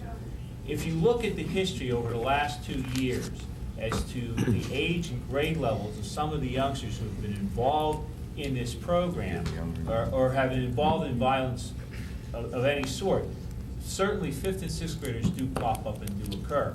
The question is, how do you balance that? Especially 13 schools. If you're doing it in elementary, you've got 13 exactly. buildings. And that was the point that I was trying, that I was trying to make is we need to, and Vince said it earlier, there's always that balance. So you have 5th and 6th graders who we know, going back over the last 2 years of the national incidences, and we can go back further, that youngsters of that age can or have been involved in these types of things. How do you balance that versus getting someone alarmed who is only a 6 or a 7-year-old? And that's the tug that I think we're faced with. I think it's a tug that all of us, we're sitting here, and certainly everyone puts the safety of our students first, but we could go into total lockdown. We could have the metal detectors, we could have the automatic locks on the doors with one guarded entrance, and the whole works. And if someone wants to commit a serious crime, they're going to probably be successful if they're willing to take those risks. Vicki, my reasoning was that when I read about what happened at that Jewish Y Center in California, that gentleman, I won't use the word gentleman, that individual had gone to 2 daycare centers previous to the one that he shot up. He didn't go to the first 2 because they had security. He went to the one that was most vulnerable. And the way I look at this, we've wrestled with it. It's not an easy decision to make, but it's something that I think we have to look at. Jump to the whole school districts. Well, it's not going to cost us that much. It's not going to cost us that much more, and I wouldn't want to be sitting on the board where, God forbid, something happened at one of our schools and we did not have it. We had the ability to put this procedure in place and we didn't do it. I think there would be more public outcry in something like that than there is for spending. I almost want, well, we could speculate that perhaps if we had less of a caseload with our guidance counselors, perhaps we would be preventative. We could speculate also that if our SAP funding was greater, perhaps we would have less risk of an incident. And those are more concrete services, whereas in many cases I see this tip line as being reactionary, as I think Bob was trying to find out when the rewards are offered, if it's to find the person who's already committed the crime as opposed to stopping the action from taking place. Do we have up on the bulletin board and advertise in advance, we will offer a $3,000 reward if you call us regarding a potential bomb? No. No. Otherwise, no. You know, Vicki, But you what- put up so much opposition, it sounds like you're not for this at all. I'm just very concerned about it, Frank, You're and what I'm raising a saying million is, questions in is it 45 going minutes, to be and you go preventative, on and or on, is it and going to be? just say yes or no. Or is it gonna be punitive? Sounds like you're not for it. Is it? Tell the camera, are you for What it or is- not? Okay. What is its potential to be preventative as Jeez. opposed to punitive? Strictly punitive, which is certainly an objective Bruce? also Okay, to prosecute Wake up. criminals. I apologize for being out to make a phone call. Were all the audience, the citizens heard, that had that opportunity? Okay. This is going around and around and around. Is there a recommendation from the committee or as to a motion for the next action meeting? We have made that recommendation, and we are here to answer the questions that the board posed. I hope we did that tonight. I hope that Mr. Appleton was able to do that. If there's further questions, cough them up now. I mean, Does I this- understand everybody's concerns, and they're same concerns that we discussed in great detail. We have tried to get answers to most of them, Does this recommendation have the support of the principal, the security, the people that were on this whole task force? Was there any minority opinion No. Not that on I the know- task force? Not that I know of. Okay, so the collective group of all professionals involved, including our principal, support what you're about to do, recommend for this evening? The only thing that, and Vince, I don't know, I did not hear from any of the elementary and middle school principals. I know Dr. Cotter was at a couple meetings we attended, but I don't know what the feedback was. I personally have not heard from anyone as to, not implementing this, parent, teacher, anyone. I have. Mr. Shapinsky, is there anything that precludes us from implementing this in 2 phases? You mean introducing it to the secondary level first and then elementary, or? Once we have the elementary principals in effect brought on board the way Dr. Cotter was, can this be? If Lou Rusnock's office decides that they're the point of contact, then obviously they'll have to be brought in, they'll have to be brought up to speed on how, procedures and the other things that Lou has established on how to handle calls and what to do. I see this as being implemented in stages to begin with, only because it'll take time to get it up and running, it'll take time to get it 13 buildings. advertised, 17. Can we require anyone to take calls 24 hours a day? 2 contact. We can to our director of security, and we can to the principals. They are already on 24-hour call I think they now. do anyway. Yeah, they do. Quite now. frankly, I know for a fact some of our administrators do anyway. But no, on something like this to where they're getting simply reports. They're Well, getting this is calls for something we have to reports. set up, Vic. Wait a minute, they're not gonna get reports, Vicki. No, at if a 24 call hours. comes in, If there is an important emergency call. Right. Then the call will be made, then the call will come in. okay? If it is something that they're alerting the principal to, that can then happen early on in the school day, okay? But if it's an emergency situation, then they do need to have a 24-hour contact. For example, if somebody was coming in, they're called in and said somebody's coming in the first thing this morning with a gun, they have plans to do such and such, that would be an emergency where I would anticipate we would get a call. But if it was something else, I would think that call would be reported at the beginning of the day. If I'm wrong, John? Okay. And Vicki, there's something else to keep in mind, which I was concerned about. It's not like, for example, John would make a call to Dr. Cotter, and then Dr. Cotter contacts someone else. If there's an emergency, all the people jump on it immediately, if I'm correct, and these calls go out simultaneously. So whoever the contact people are, 4 or 5 people, all 4 or 5 people are getting a phone call at the same time. So they're all notified at the same time, and they can't say, I didn't know about it, or Joe didn't call me, or whatever. And as far as the 24-hour, that was a question of mine. We may, I understand in setting this up, we may have to designate certain people who are going to have to be on call, maybe more than we have now on a 24-hour basis. Because, like, say, for example, God forbid, an incident would happen, and say Dr. Cotter would be the principal contact at the high school, and he's on vacation. Well, these people can't sit there and they have to have more than one name.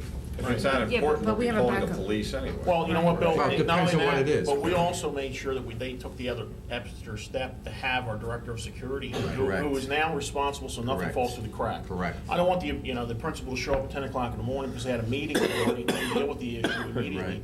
We have, our director of security can be contacted, he can dispatch security personnel to the school for whatever reason it is, That's okay? another reason we hired more And- people. Right, and that was one of the reasons why we're looking at a comprehensive program to do it all. Okay, you're right. But even with You're that, right. this I think is it's still completely standard different. operations in that Dr. Cotter doesn't go on vacation without there being a backup Right, plan while correct. he's gone. Correct. It wouldn't be unlike There's any other still- way we handle any other Exactly. emergency. No, but we Exactly. may have to make some adjustments because, you know, and this is where we need their expertise to tell us where we may have to make these adjustments. In our discussion with principals, no one seems to think that that's a concern. I don't think so either. I don't think so either. Bill? In the effort to move this along, can I make a recommendation that the committee meet and give us more of a detailed plan? And I don't want to know people's names of who's on the list, but there are a lot of questions and procedures that are not part of they're not written down so that we have an idea of what they are. And if we could get that and have that for us to, there's a lot of people with questions, and maybe this would answer the questions that you've heard tonight. You're looking for what, Bill, then, like the procedure, how we would go about implementing this? Just a little bit more of a procedure, yeah. Right. To give some We have people some established. confidence of what we're doing. Yeah, Because that can be. as it We'll spend quite a lot of sounds, time I would like to working see on this be tried. We all know that we can stop it at any time we want. We all know Sure. we can expand it at any time we want. Exactly. So I would like to take it forward, and I don't know what the consensus is. Do you want to wait until we get But I that? want to get some more, a little wanna bit put it more on? of the procedure Right. of what we're going to do, and we will have to make some financial commitment, not only to the initial amount, but if we're going to have rewards, we're going to have to decide an incident and the corresponding reward, and I. Is it your before we- recommendation it we make doesn't- this go forward, I think we should have some of this. Is it your recommendation we written down. don't put this on next week's meeting, action meeting then? I think there's enough questions that we should not put it on next week. I can agree with That's- that. That's what I think. I can agree to I that. If think you're we not need- comfortable, I agree. agree. I'd We've gone 30 years without it, I think another month to make, because there's too many people with some doubts. So let's get, Mr. Stravinsky? I don't know about you, Vince. Lou has the procedures established, he can deliver that to the board before the next meeting. If some people feel uncomfortable about moving this forward because they don't have enough information, I feel that that's gonna be the same issue next month, and the month after, and the month after that, because if they don't have enough after they get loose communication, they're never gonna have enough. I mean, there's so many, there's variables and there's other things that we're just not gonna know. you're right, we can question this to death, I agree. And we're gonna, and I agree with you, if you don't feel comfortable with it, fine. Lou can forward the information to you, you know. We'll We debate could- we every could always bring security up under other initiative, we're gonna be business. debating every security initiative like this. Next week's an action. For next 6 months. What we I'm telling could, you. what we could Every one of do, these Bill, issues is, is gonna be raised the same way. if you get the with the same information, you concerns. feel, comfortable, we beat it to death some more next week. You could always be I'm brought up. fine. No, I'm just saying, it could be brought up under other business, under another motion. Doesn't Well, it'd have be to good be to on see the what agenda. I'm happens with the gonna records. move to make it go forward. I'm just hearing some things that. I agree with you. I know, it's a tough decision. It's In not other words, I easy. wanted to know what Okay. happens with the reports that go into the district. Will it be in a child's file, or is there, do we? Okay, folks, so here's the recommendation. Lou, you already get out that, And you'll have a breakdown. the summary information on the procedures out to all the board members, preferably tomorrow. Reporting procedure. It doesn't matter if it has to be special carried out. Okay. What we can do is, instead of placing this specifically as a motion on the agenda under educational services, leave a piece in other business for the possibility of a recommendation to come from either Mr. Shapinsky or any other board member to continue moving this along. Fine. So place it under other business as something that could potentially happen, but not listed as a bona fide action item under educational services. Okay. For Okay? clarity, Yep. Dean, but so that there's no one else to delay it? Is there enough board members to support that? Yes. Yes. Okay, it's a wrap. Okay. Lou, could you please be sure to include if you have some sort of parameters or criteria that shows you what's required to be put into a student's file. In other words, if there's a report that comes in and there is this report, what would be the decision-making criteria as to whether that ends up in a student's file or part of their record? For me, do you know what I mean? Sure. On that? Okay, gentlemen, I hate to say this to you, but we're gonna require, Thanks. or we're gonna need your attendance next week also, if you could arrange that. I'll probably have a representative. That's fine, that's fine. Because And- I'm away. And Bob, we never got to that fundraising piece, but we're not there yet. I hear that here, we're not there yet, okay? So if you gentlemen could arrange representation, that would be great. Tuesday evening? Thursday. Next Thursday. The 18th. There you go. Wouldn't want to miss this. Okay, now I'm in need of a board member's choice here, please. Already recognizing it's 9:30, the ESL program update, which is at the bottom of the list on 6, is an update. It isn't an action decision. I've asked, that has been moved. It'll be moved to December. And the staff that were here waiting on deck were told that they could go home. Now, what I need you to decide for yourselves, recognizing this evening, and I don't want to see the academy program or the program of study shortchanged, is the technology report and technology purchases, 4 and 5. I know that the technology report was provided to Our the committee. Educational Services Committee, and it had some good response. Is there a desire on the part of the board for that to be moved also? I think that would be great at the action meeting, when there's a lot of people here. Any other opinions? There were a lot I of people agree here with Bill. earlier. It's a phenomenal presentation, and we really shouldn't shortchange it at all. We do have a short agenda for next week as of now, too, so. Okay, that looks like we have support. Let's move the technology report, technology purchases to next Thursday. Sorry, Debbie. Mrs. Where's Klein, you can go home. We could have told you that an hour ago. Okay, now, what we've been waiting for, and again, we don't want to shortchange this area because I know a lot of us are looking forward to it, and we've already read some preliminary information in the paper this week. So, North Penn High School Academy Program and Program of Studies, Dr. Hassler, Dr. Cotter. We'll turn it right over to Dr. Cotter. Oh, is Dr. Cotter still here? Oh. He's a point man on the timeline. He's not Do allowed you want to come up here? Yeah. Do you want to come up here? They didn't send Sure, you come home, on up. Vince? They didn't send you home? I enjoyed the discussion about my being on vacation. Yeah, when was that? That was a theory. He looked at me right away. You know in your contract you didn't get a vacation. Okay, thanks for having me tonight. Basically, I'm here tonight to seek permission to pilot 3 academies, communication and the arts, engineering, and science. Each academy will provide students with a strong instructional focus, a strong concentration in a designated curriculum area. It's designed to deliver curriculum in a more personal manner, to provide a more career-focused orientation to our curriculum, and to incorporate many of our career development partnership initiatives such as career shadowing, mentoring, and internships. Much of what we'll attempt to do in this program is to provide speakers, field trips, and other experiences that are associated with the curriculum. Enrollment in this program is strictly voluntary. I need to stress that enrollment in this program is strictly voluntary. The plan is to target our 5.0 level student, which is our largest constituency at North Penn High School, and to begin the program with a cadre of approximately 30 students in each academy. Therefore, after 3 years of operation, each academy will consist of approximately 100 students. So at this point in time, I'd like to move forward with this and certainly entertain some questions that you might have about this particular program. Absolutely. Doctor, just before you start, if you can name, just name some of the folks that have been instrumental in helping you design this. I think, I look out there, I see Bobby Gilmer, and I think he had his hand in some of this. But if you can name some of the folks that helped with the design. There are probably about 20 to 40 teachers that have been involved in the process, probably over a 3-year period, some more actively involved than others. Bob Gilmore, Marcia Lehman, Karen Holmes, Kathy Akoff, Kathy Grote, George Woodbury, Pat Russo, Ann Weinblatt, and the list can go on and on and on. Okay. So there's a lot of people on the part of the design. Yes. Okay, board questions to the right. Vicki.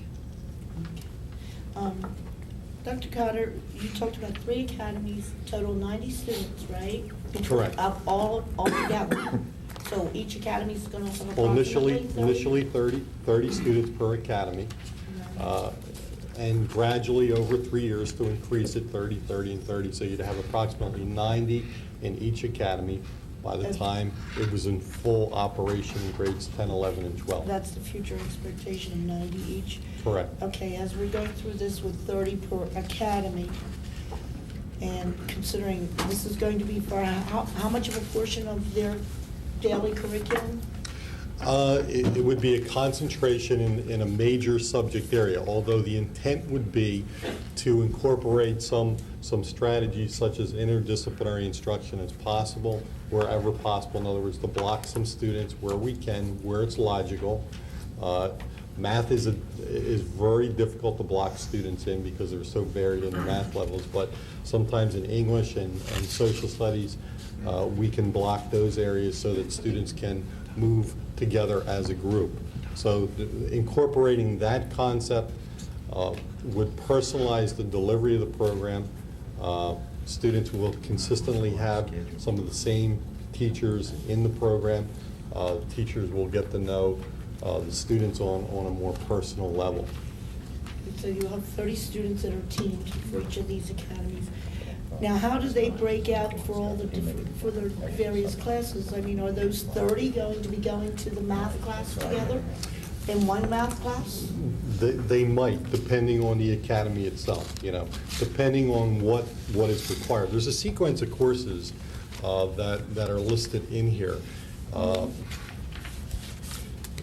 For example, if you were to look at the Science Academy, in grade 10, the students are required to take an English 5.0, a World Cultures 5.0, a Biology 5.0, and a Geometry 5.0. For all intents and purposes, we would try to block those students so they could rotate through those courses together. Foreign language would be totally open because they go different directions for a foreign language because of the different offerings that we have, and certainly there was an elective that they might take that's different.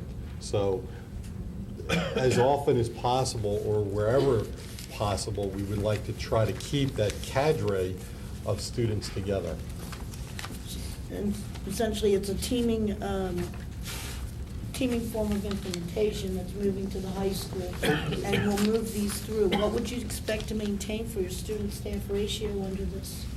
The current existing standards that we 27. currently have, yes. About 27 students? Correct. But you're dealing with a student body of 30, you've already Well, I said expected- approximately 30. Would you take them as 30, or would you take them as 2 classes of 15? No, I mean, yeah. Okay.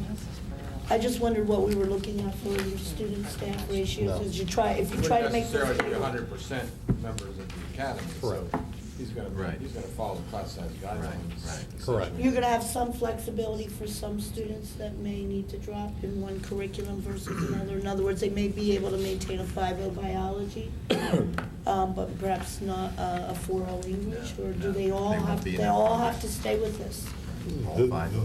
The creation of this academy is to set certain expectations also for a 5.0 level student.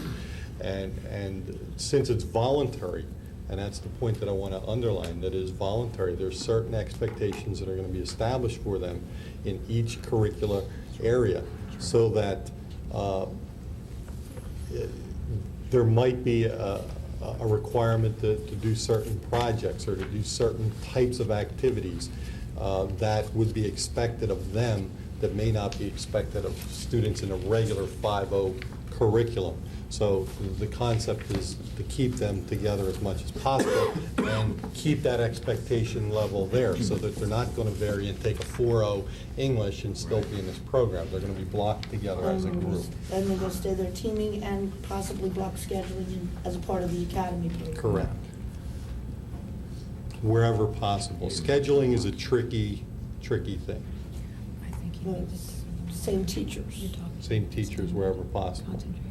And the electives, though, is where their flexibility within their group There's is? some flexibility with the electives, yes. With the elective, and the rest is all set there.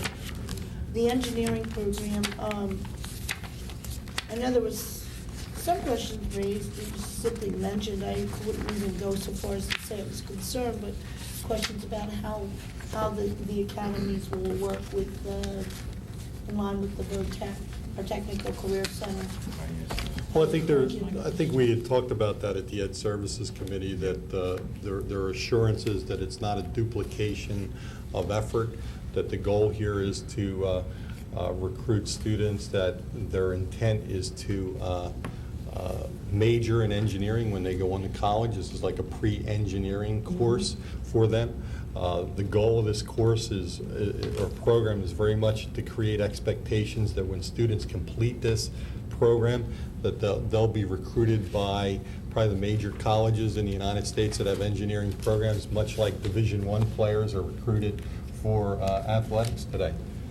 And that's the concept behind the engineering program. We have the current technology in place and some technology coming forward through our Phase 3 implementation program that will be able to support this initiative. That's what I was going to ask, because I work with the Technical Career Center, excuse me, and they do have extensive equipment that's associated with their programs that traditionally we do not have. And that engineering program there, they too are really moved to preparing students that are going to go on to college, not simply just go out there and take a general labor job. That's how much that center has produced and moved forward. I think they said about approximately 80% are now going on to college. 75 to 80. Something like that.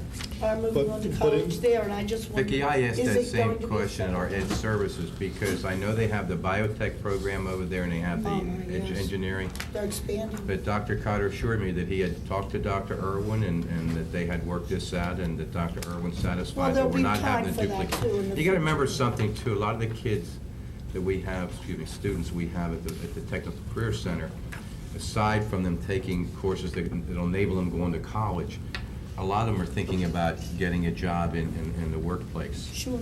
And the qualifications, I think, at the Technical Career Center, you would probably have more students going in that direction than having them going on to college. And what interested me about this academy program, particularly engineering, and I didn't realize this, but I did concur with a friend of mine who is an engineer.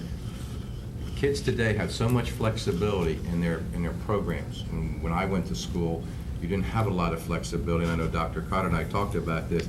Your junior years when you could pick your electives, and junior, senior year, and you could only pick certain electives depending on what you wanted to do. And I was there too. Well, okay.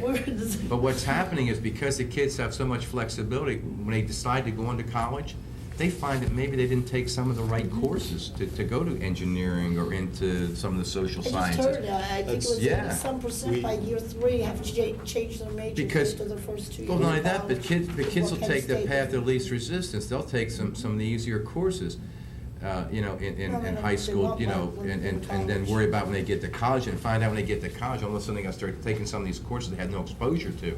Okay, well, let's move these questions around, guys. You're having a discussion among yourselves. I don't know how this is going to work. I don't know what the final positives or negatives are going to be, but I think this is one of those programs that if it's coming in voluntarily and it's coming in on an isolated, you're not going to go full school-wide for this first year. That's the concept to go small.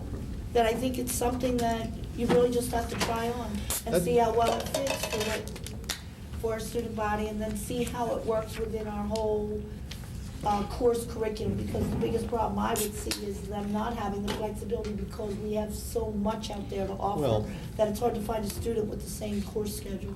Just keep in mind that we're a large school, and this is tailored to meet the needs in a large school. That right now, in many ways, you have academies already in existence. They're just not named academies per se. For your higher level 6.0 students that take your AP and honors courses, they, in a de facto manner, take courses in which they are scheduled together and are grouped together and have certain exposure to experiences that your 5.0 level students don't often get exposure to. So simply, this is your largest constituency within the building, and there are plenty of students to go around. Certainly, there's a large volume, as we know already, going to tech school, that they have the largest numbers that they've had in years. And certainly, there's still plenty of 5.0 students left over in our current program that need more direct attention. This is just for Okay. 10th grade though, right? Initially, it's just 10th grade, First, that's where correct. you're starting. Yes. Okay, let's bring the questions Thank you. around. Bill? When you say 30 students, is that a goal or is that a limitation? Both at this point in time. Okay, so there'll be, you'll have to basically apply to get in this, and Correct. the administration will decide which Correct. 30 get in. And I know in Ed Services, we had talked about, certainly there's a level of sensitivity at the board that if you have a volume of people that are suddenly interested, that are turned down, and certain gnashing of teeth go on over not getting into a program that they truly wanted to get into, and we recognize that as a possible initial startup liability. But on the other hand, if that's the case, it will also give us a sense of how much of a need, Supply and how demand. much of a need there is That's right. for this particular It's a good program or program. not. Right. Well, it's the same thing with sports. Correct. And everybody adapts. If, The good survive. tell me, The zeros if have you to go to could, studies. what your vision of this is 5 years from now. Well, laying this out in a 3-year interval, you'll approximately have 100 per academy, 300 students overall in 3 years if you're successful. But again, if we are successful and we have that type of demand and the feedback is good, there may be a consideration to expand beyond the 3 academies that are currently. Other categories. Other categories. The one Students. category that was on the table this year that we were not comfortable moving forward with was the creation of a business academy. We had some components in place already, but we weren't comfortable in moving it forward because there were some things that we didn't work out. But with the existence like of an FBLA, you already have a cadre of students that take a concentration of courses in business, and that was what stimulated our thinking in the business area. There are other areas that people are interested in.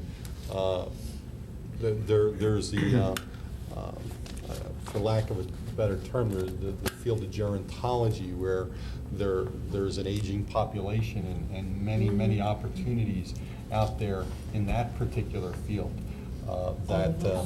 As the baby boomers, as we're part of this group moving through, we're going to, exactly, which is a large market. I don't need to tell you that at North Penn High School, we have some of the best performing arts programs in the region, if not the Northeast part of the United States, and using some of those concepts that we have already in place to create a performing arts academy might be a real possibility down the road. So there are a number of things that can unfold depending on the success of this. But we didn't want to move forward with anything too grandiose. We wanted to start out in a very small manner. Doctor, I need you to dispel 2 myths that are going around, and it right here and now on television, about this is a prelude to block scheduling and a prelude to charter schools. No, absolutely not. So if you want to deal with that right now, Wouldn't this be let's preventative hear to it. charter schools? No. Let the doctor answer. With block scheduling, that's something we've kicked around for a long time. And I think, a number of places have gone to block scheduling. And I think if you take a look at block scheduling over there are some liabilities to it right now. I have nieces and nephews in neighboring school districts, and when I'm talking about a block, I'm talking about blocks of 80 minutes to 90 minutes of instructional time. Oftentimes in which you have several semesters built into the school year, and some of the liabilities are there, and you don't have to go too far to see this, but students receive a lot of major subjects in one semester and very few major subjects the second semester, where students are taking primarily concentrations of home economics and art and music for an entire half of the year in 90-minute concentrations. That's not what we're about here. What we're about is intensifying the curriculum delivery for a number of our students, and giving them, and taking some of the things that we already have right now, which is part of our career development partnership program with all our partners, 70 to 90 business partners out there, to utilize their expertise in career shadowing and mentoring and internships. I mean, right now, some of the mentoring that goes on at North Penn High School is exclusively slated for students in the gifted program. Mentoring for gifted students, is that truly fair, that only gifted students receive the ability to be mentored? Absolutely not. So we're trying to expand that concept to this 5.0 average student in the middle so that they have that option also. And some of those options that ordinarily have not been available in the past. In charter schools? Well, absolutely not. This is not a No concept for relationship. charter school. No relationship at all. Okay, I believe when these things, this proposal came forward, it was pure and it was in the best interest of all the students. And so I think there's no better place to dispel rumors or anything that could molest a good idea than right here at these meetings. Okay, around this way. I heard the presentation the other evening, and I believe it's going to be a success. I asked my questions the other night. And you're satisfied. Mr. Shapinsky? Just a couple quick ones. I'll support it because first it offers us a personalized learning environment. It offers, or it really demands a rigorous academic foundation, which is phenomenal. And I'm glad that we're finally getting a chance. You know, we have to sit up here month after month and deal with all kinds of financial issues and personnel issues. And it's nice to hear an educational issue come forward, and especially one that deals with educational excellence. So that's nice to hear. One thing is, Vince, I don't want you to be scared to limit yourself to 30 students. If you have more, come back to us and tell us so we can accommodate you. I'd like to see regular reports on your progress with this. Okay. I'd also like to make sure that if you do limit it to 30, because that's what we have, that we understand, or you're able to, add that into your formula for your analysis, because obviously you'll be getting the cream of the crop. So I think it would be successful automatically. The other issue is we've seen this program or something similar to this in other school districts is extremely successful.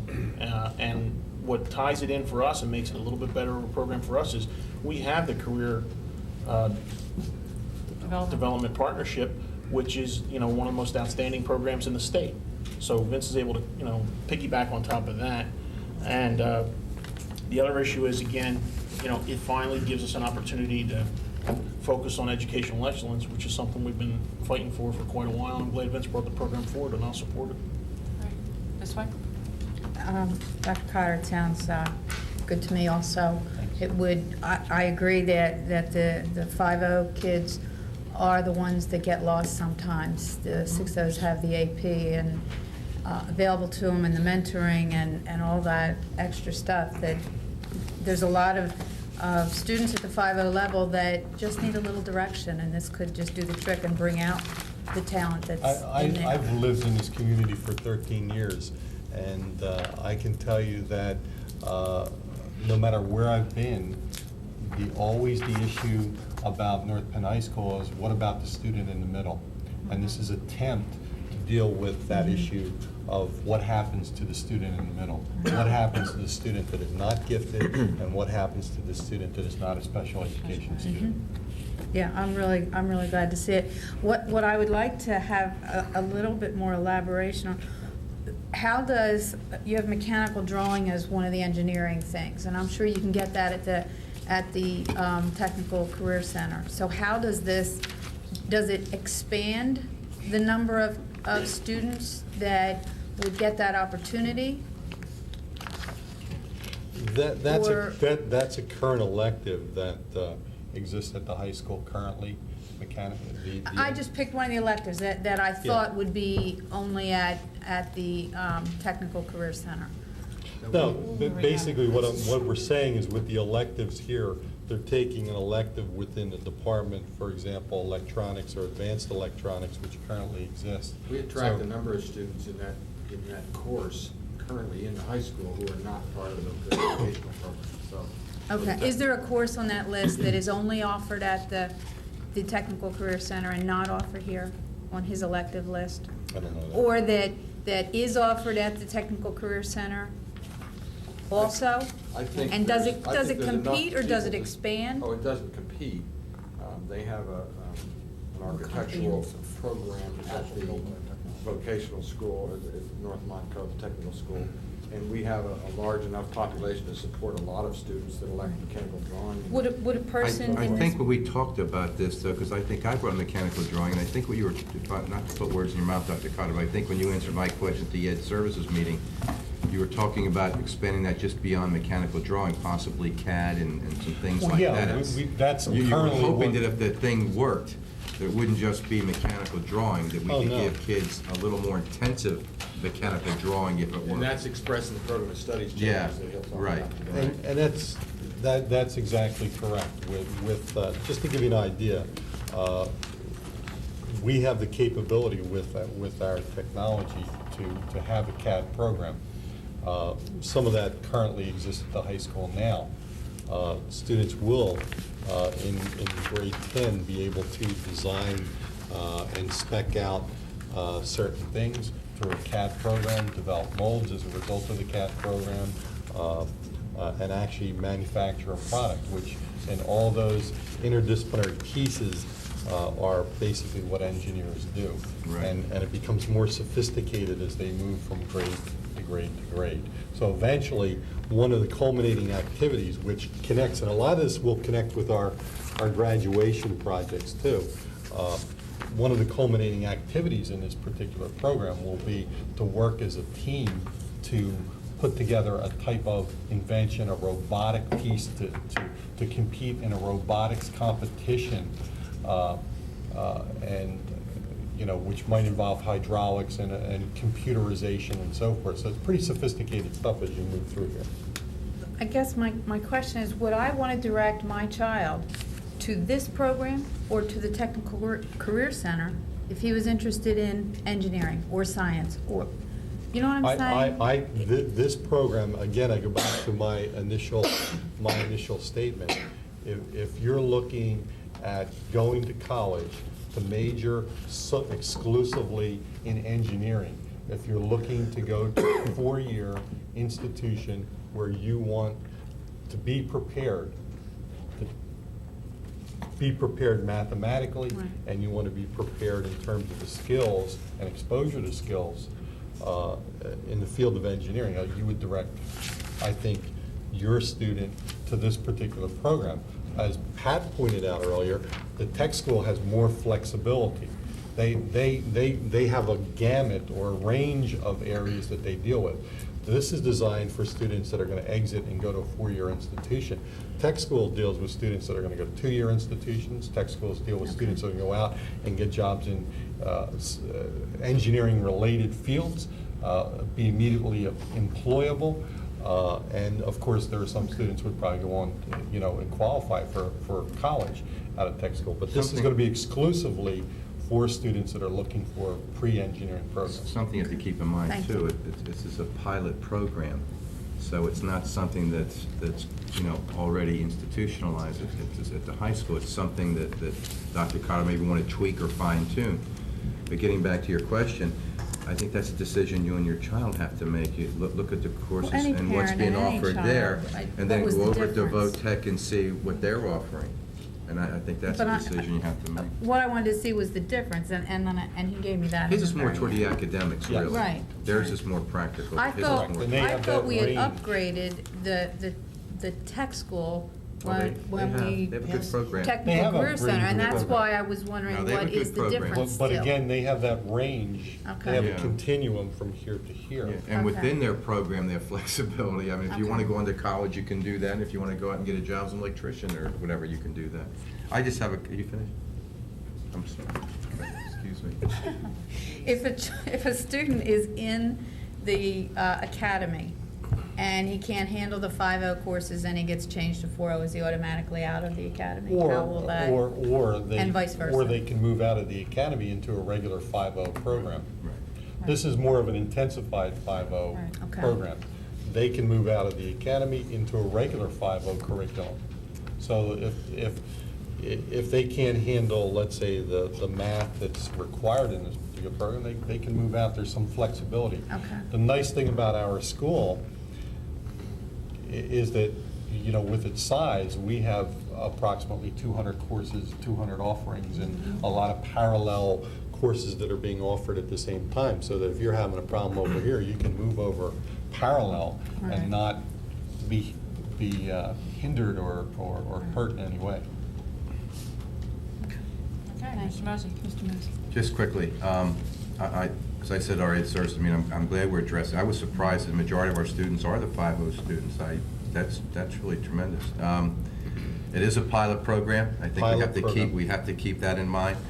The concern, two things I mentioned to Dr. Cotter at our meeting was, number one, that we may, I hope it's a pleasant problem, but we may have the problem where some students may not get into the program initially, and that's going to be, a little tricky to handle. And secondly, we're not going to need, because with the technology we have today, we have more flexibility, we can offer more to the students. And lastly, it's not going to require any new teachers. Dr. Cotter did indicate that the existing personnel can handle this. I thank you. I think it's a step in the right direction. Okay. Vince, I have to agree with you that I guess a good goal would be to see Division I schools come after our students the way they come after our athletes. And that's the goal that we're looking at And here. this could be the ticket. Could be it. Okay, I think you've got approval. I think you're moving on to Thursday night. So thank you, and keep on going. Okay. Due diligence on program of studies. Let me just interject a couple of things before we begin that. First of all, I want to publicly thank the committee. He's a number of people, as he said, have worked on this initiative for a long time, and we're very careful to put it together in a fashion that will bring it forth in a manner that we can evaluate it along the way. There's a lot of enthusiasm for it, but I think you're approaching it in the right way, Dr. Cotter, and please extend my thanks to the committee. Will do. Thank you. With respect to the program of studies, at this time every year, we bring forth changes to the program of studies for the coming year. There are no proposed changes to the middle school program of studies with respect to dropping or adding courses, but as is usually the case with the number of offerings that we have at the high school, we always ask the high school principal come and talk about courses that he intends to change, to drop, or to add. And the sequence is important here because some of the additional courses tie to the academy component. So I'll ask Vince to summarize as he goes through this and take your questions. Okay. Two courses in the area of business that we're adding are advanced spreadsheets and advanced micro computer applications, basically to... On the second page. We're doing ads first. We're doing the ads first? Yeah, we're doing the ads first, I guess. Okay. Always ads first. Oh, you always ads. At least he tries. Always try. In the area of business, we wanted to add the course Advanced Spreadsheets and Advanced Micro Computer Applications. Both of these courses allow our students to expand upon their current knowledge base and to give them an area to move to. I don't think it's going to be an issue because it's just enrollments will adjust as they enroll in these various courses. Advanced spreadsheets, you're going to be using Excel 97, advanced micro computer applications. Students will also learn the advanced features of Excel 97, Access 97, Microsoft Word 97. In English, the course that's being introduced, Introduction to Communications and Electronic Media, 5.0 level course, is part of this Academy's initiative. The course will explore broadcast, print, photojournalism, graphic, and electronics art. Ultimately, the goal here is after the completion of our Phase 3 installation, in which we have monitors installed, television monitors installed throughout the building. We currently have monitors throughout the K-Pod, which is our new addition, that eventually students will broadcast announcements, local news, and possibly national feed to our students on a daily basis. Some people contract with, Channel 1 to do this. We're not talking about that. We're doing that internally here with our students developing those skills themselves. I think that's a major part of this particular course. Certainly the print, photojournalism, and graphic and electronics arts are in place. Matter of fact, We have a graphic and electronics arts lab in the art pod that they accomplish some amazing things, and that's all part of that particular course and part of that initiative with the academies. A generic entry is our graduation project seminar. It's an unweighted pass-fail course, 2 periods per cycle, per semester. This is a course for any student that has not completed their graduation project by grade 11. This is kind of the place to catch the students that have not met that requirement, to kind of give them another opportunity so they can graduate. I don't want to be coming back to you with 200 students not graduating because they haven't completed the graduation project. This will be a way of catching those students to get them. Directed study hall. Technology education, the Introduction to Engineering course, which we've discussed as part of the Academy Initiative, is outlined here. Courses to be dropped. Computer Art 1 is basically just being renamed. It's not really being dropped, it's being renamed to Electronic Art and Graphic Design 1. Mathematics, Computer Programming 4, really not carrying heavy enrollments at all, and have not carried heavy enrollments for some time, and simply students enrolled, or normally that would enroll in that course, would take C++ as a natural. They would go Computer 1, Computer 2, 3, and C++. Survey of World Religions, the Level 4 course has not been subscribed heavily at all. The Level 5s and 6 are okay. The Level 4 is not carrying any type of enrollment, as well as the Advanced Principles of Technology, which is being substituted, being dropped, and Introduction to Engineering is taking its place. Some level changes simply involve Electronic Art and Graphic Design is a Level 5. Drama, we're asking Level 5.0. Cindy Loudon said she's never had a 4.0 level student in drama in the history of the course. So we might as well give it the level that it deserves, as well as the Advanced Electronics, which is consistent with the second year or second component of most of our courses. It start out at 4.0 and then they go to 5.0 in the second level. So this is our program of studies recommendations. Pretty simple. 4 questions to the left, Mr. Mosley. No, ma'am. Question. Mrs. Perkowski. Courses to be added B1B, Advanced Microcomputer Applications. That says 7 It's credits? 0.7. Thank you. It's 0.7. Thank you. I was going to take that one myself. Yeah, I know. Don and I saw that. And he didn't think I'd catch it. 7 credits for one course, wow. Yeah, only 4 periods of cycles. Graduate in 1 year, right? Okay, around the corner, Mr. Shabisky. No question. Mr. O'Donnell? No question. Mr. Allen? Yes. In view of the academy program, has there been any thought given to offering something in 9th grade to introduce the students to the academy idea, what's involved? Well, in terms of course, no. In terms of marketing it, yes. In terms of working with guidance counselors, yes.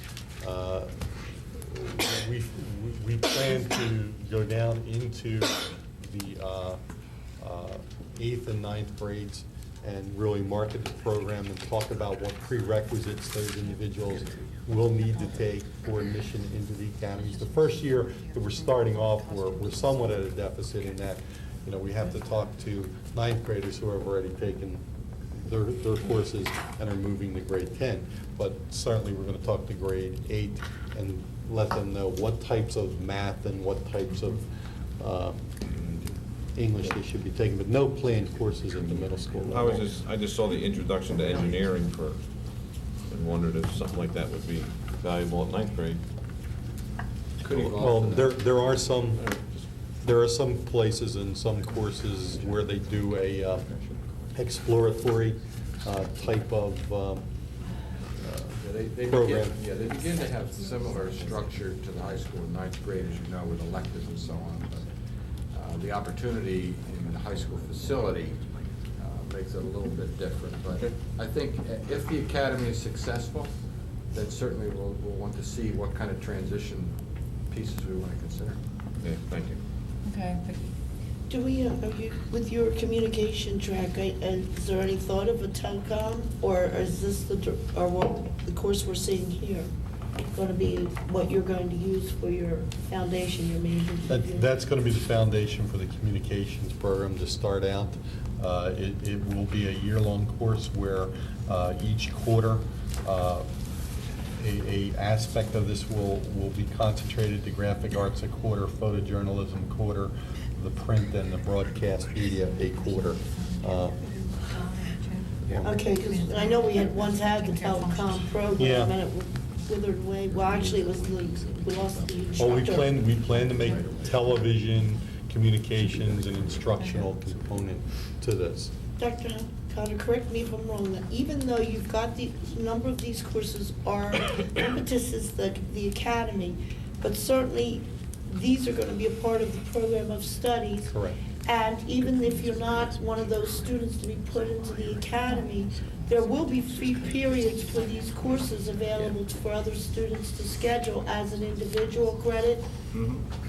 It'll be a part of the program of studies. It's going to be part of the program of studies, but you will not be able to schedule an academy's course unless you've been enrolled and selected to be part of that particular program. Well, you mean those three academies themselves are gonna be tying up, say, the introduction to engineering?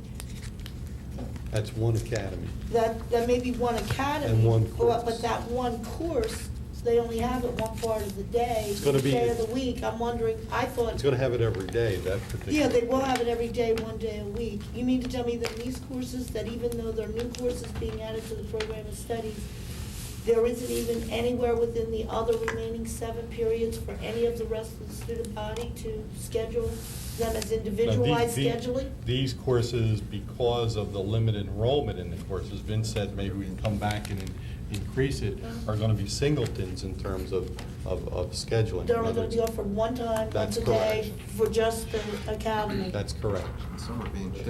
Because we're starting out small. We didn't want to start out with multi-sections. If you start out multi-sections, then you're going to have more than 30 students enrolled in that particular academy. I'm not questioning keeping them reserved in the academy, but we have also, sometimes when there's teaming, but you'll have the other rest of the periods. I mean, this introduction to engineering, I thought it would be offered for the course of the full day, for the 5 days a week, whereas the academy would have it as their block of students that would be Now, going in.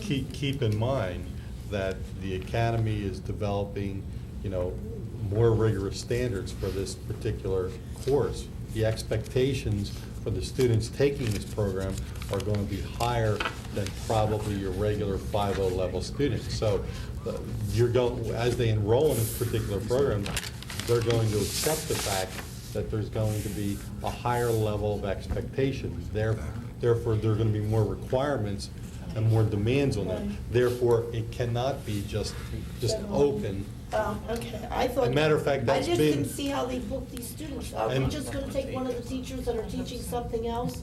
That's correct. And then they'll just simply have this one course for that academy That's for, correct. Matter of for fact- whatever it is, 1 period a day? Right now, Or 2 if it's longer. That's right. Right now, Advanced Principles of Technology is offered 1 period per cycle.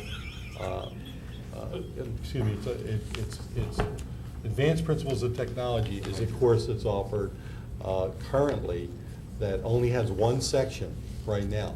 It has a minimal enrollment in that particular section right now. We're dropping that particular course. We're dropping that particular program and substituting the instructor who would normally be involved in teaching that particular course will now be teaching Introduction to Engineering. It's just kind of a trade-off. That's Are been all of dropped, these- this one's been added. Are all of these exclusive to the academy? No. The communications and the engineering are exclusive to the academy. The micro Okay. app and the spreadsheets are open to everyone. Micro app is? Right. The spreadsheets and the graduation projects? And the graduation project Okay, folks, is- we have 5 minutes on this Okay. tape. We All right, okay? thanks, I brought clarity because That's All right. what they were related to. All right. Last question, Doctor. Generic graduation project seminar. I think this is something you might even have to maybe schedule for the summer. because if somebody doesn't get it I hope not. after this course, and it has to be a summer school course, it's time to pay for it. He doesn't So- take a vacation. so- I hope. Yeah. You can do it independent study Keep in up the your summertime. keep up your teaching. Go to Phil. Europe. Okay, folks, next week we have a meeting on Thursday. Audience of citizen, anybody wish to speak to any of the matters that came after? Anybody? One sheet, anybody? Okay, next week is an action meeting. We're gonna have, the security issue, the tip line will be on other business if it's going to move at all. And, also these, recommendations from Dr. Cotter will be put ahead. They've got full support. Motion to adjourn. So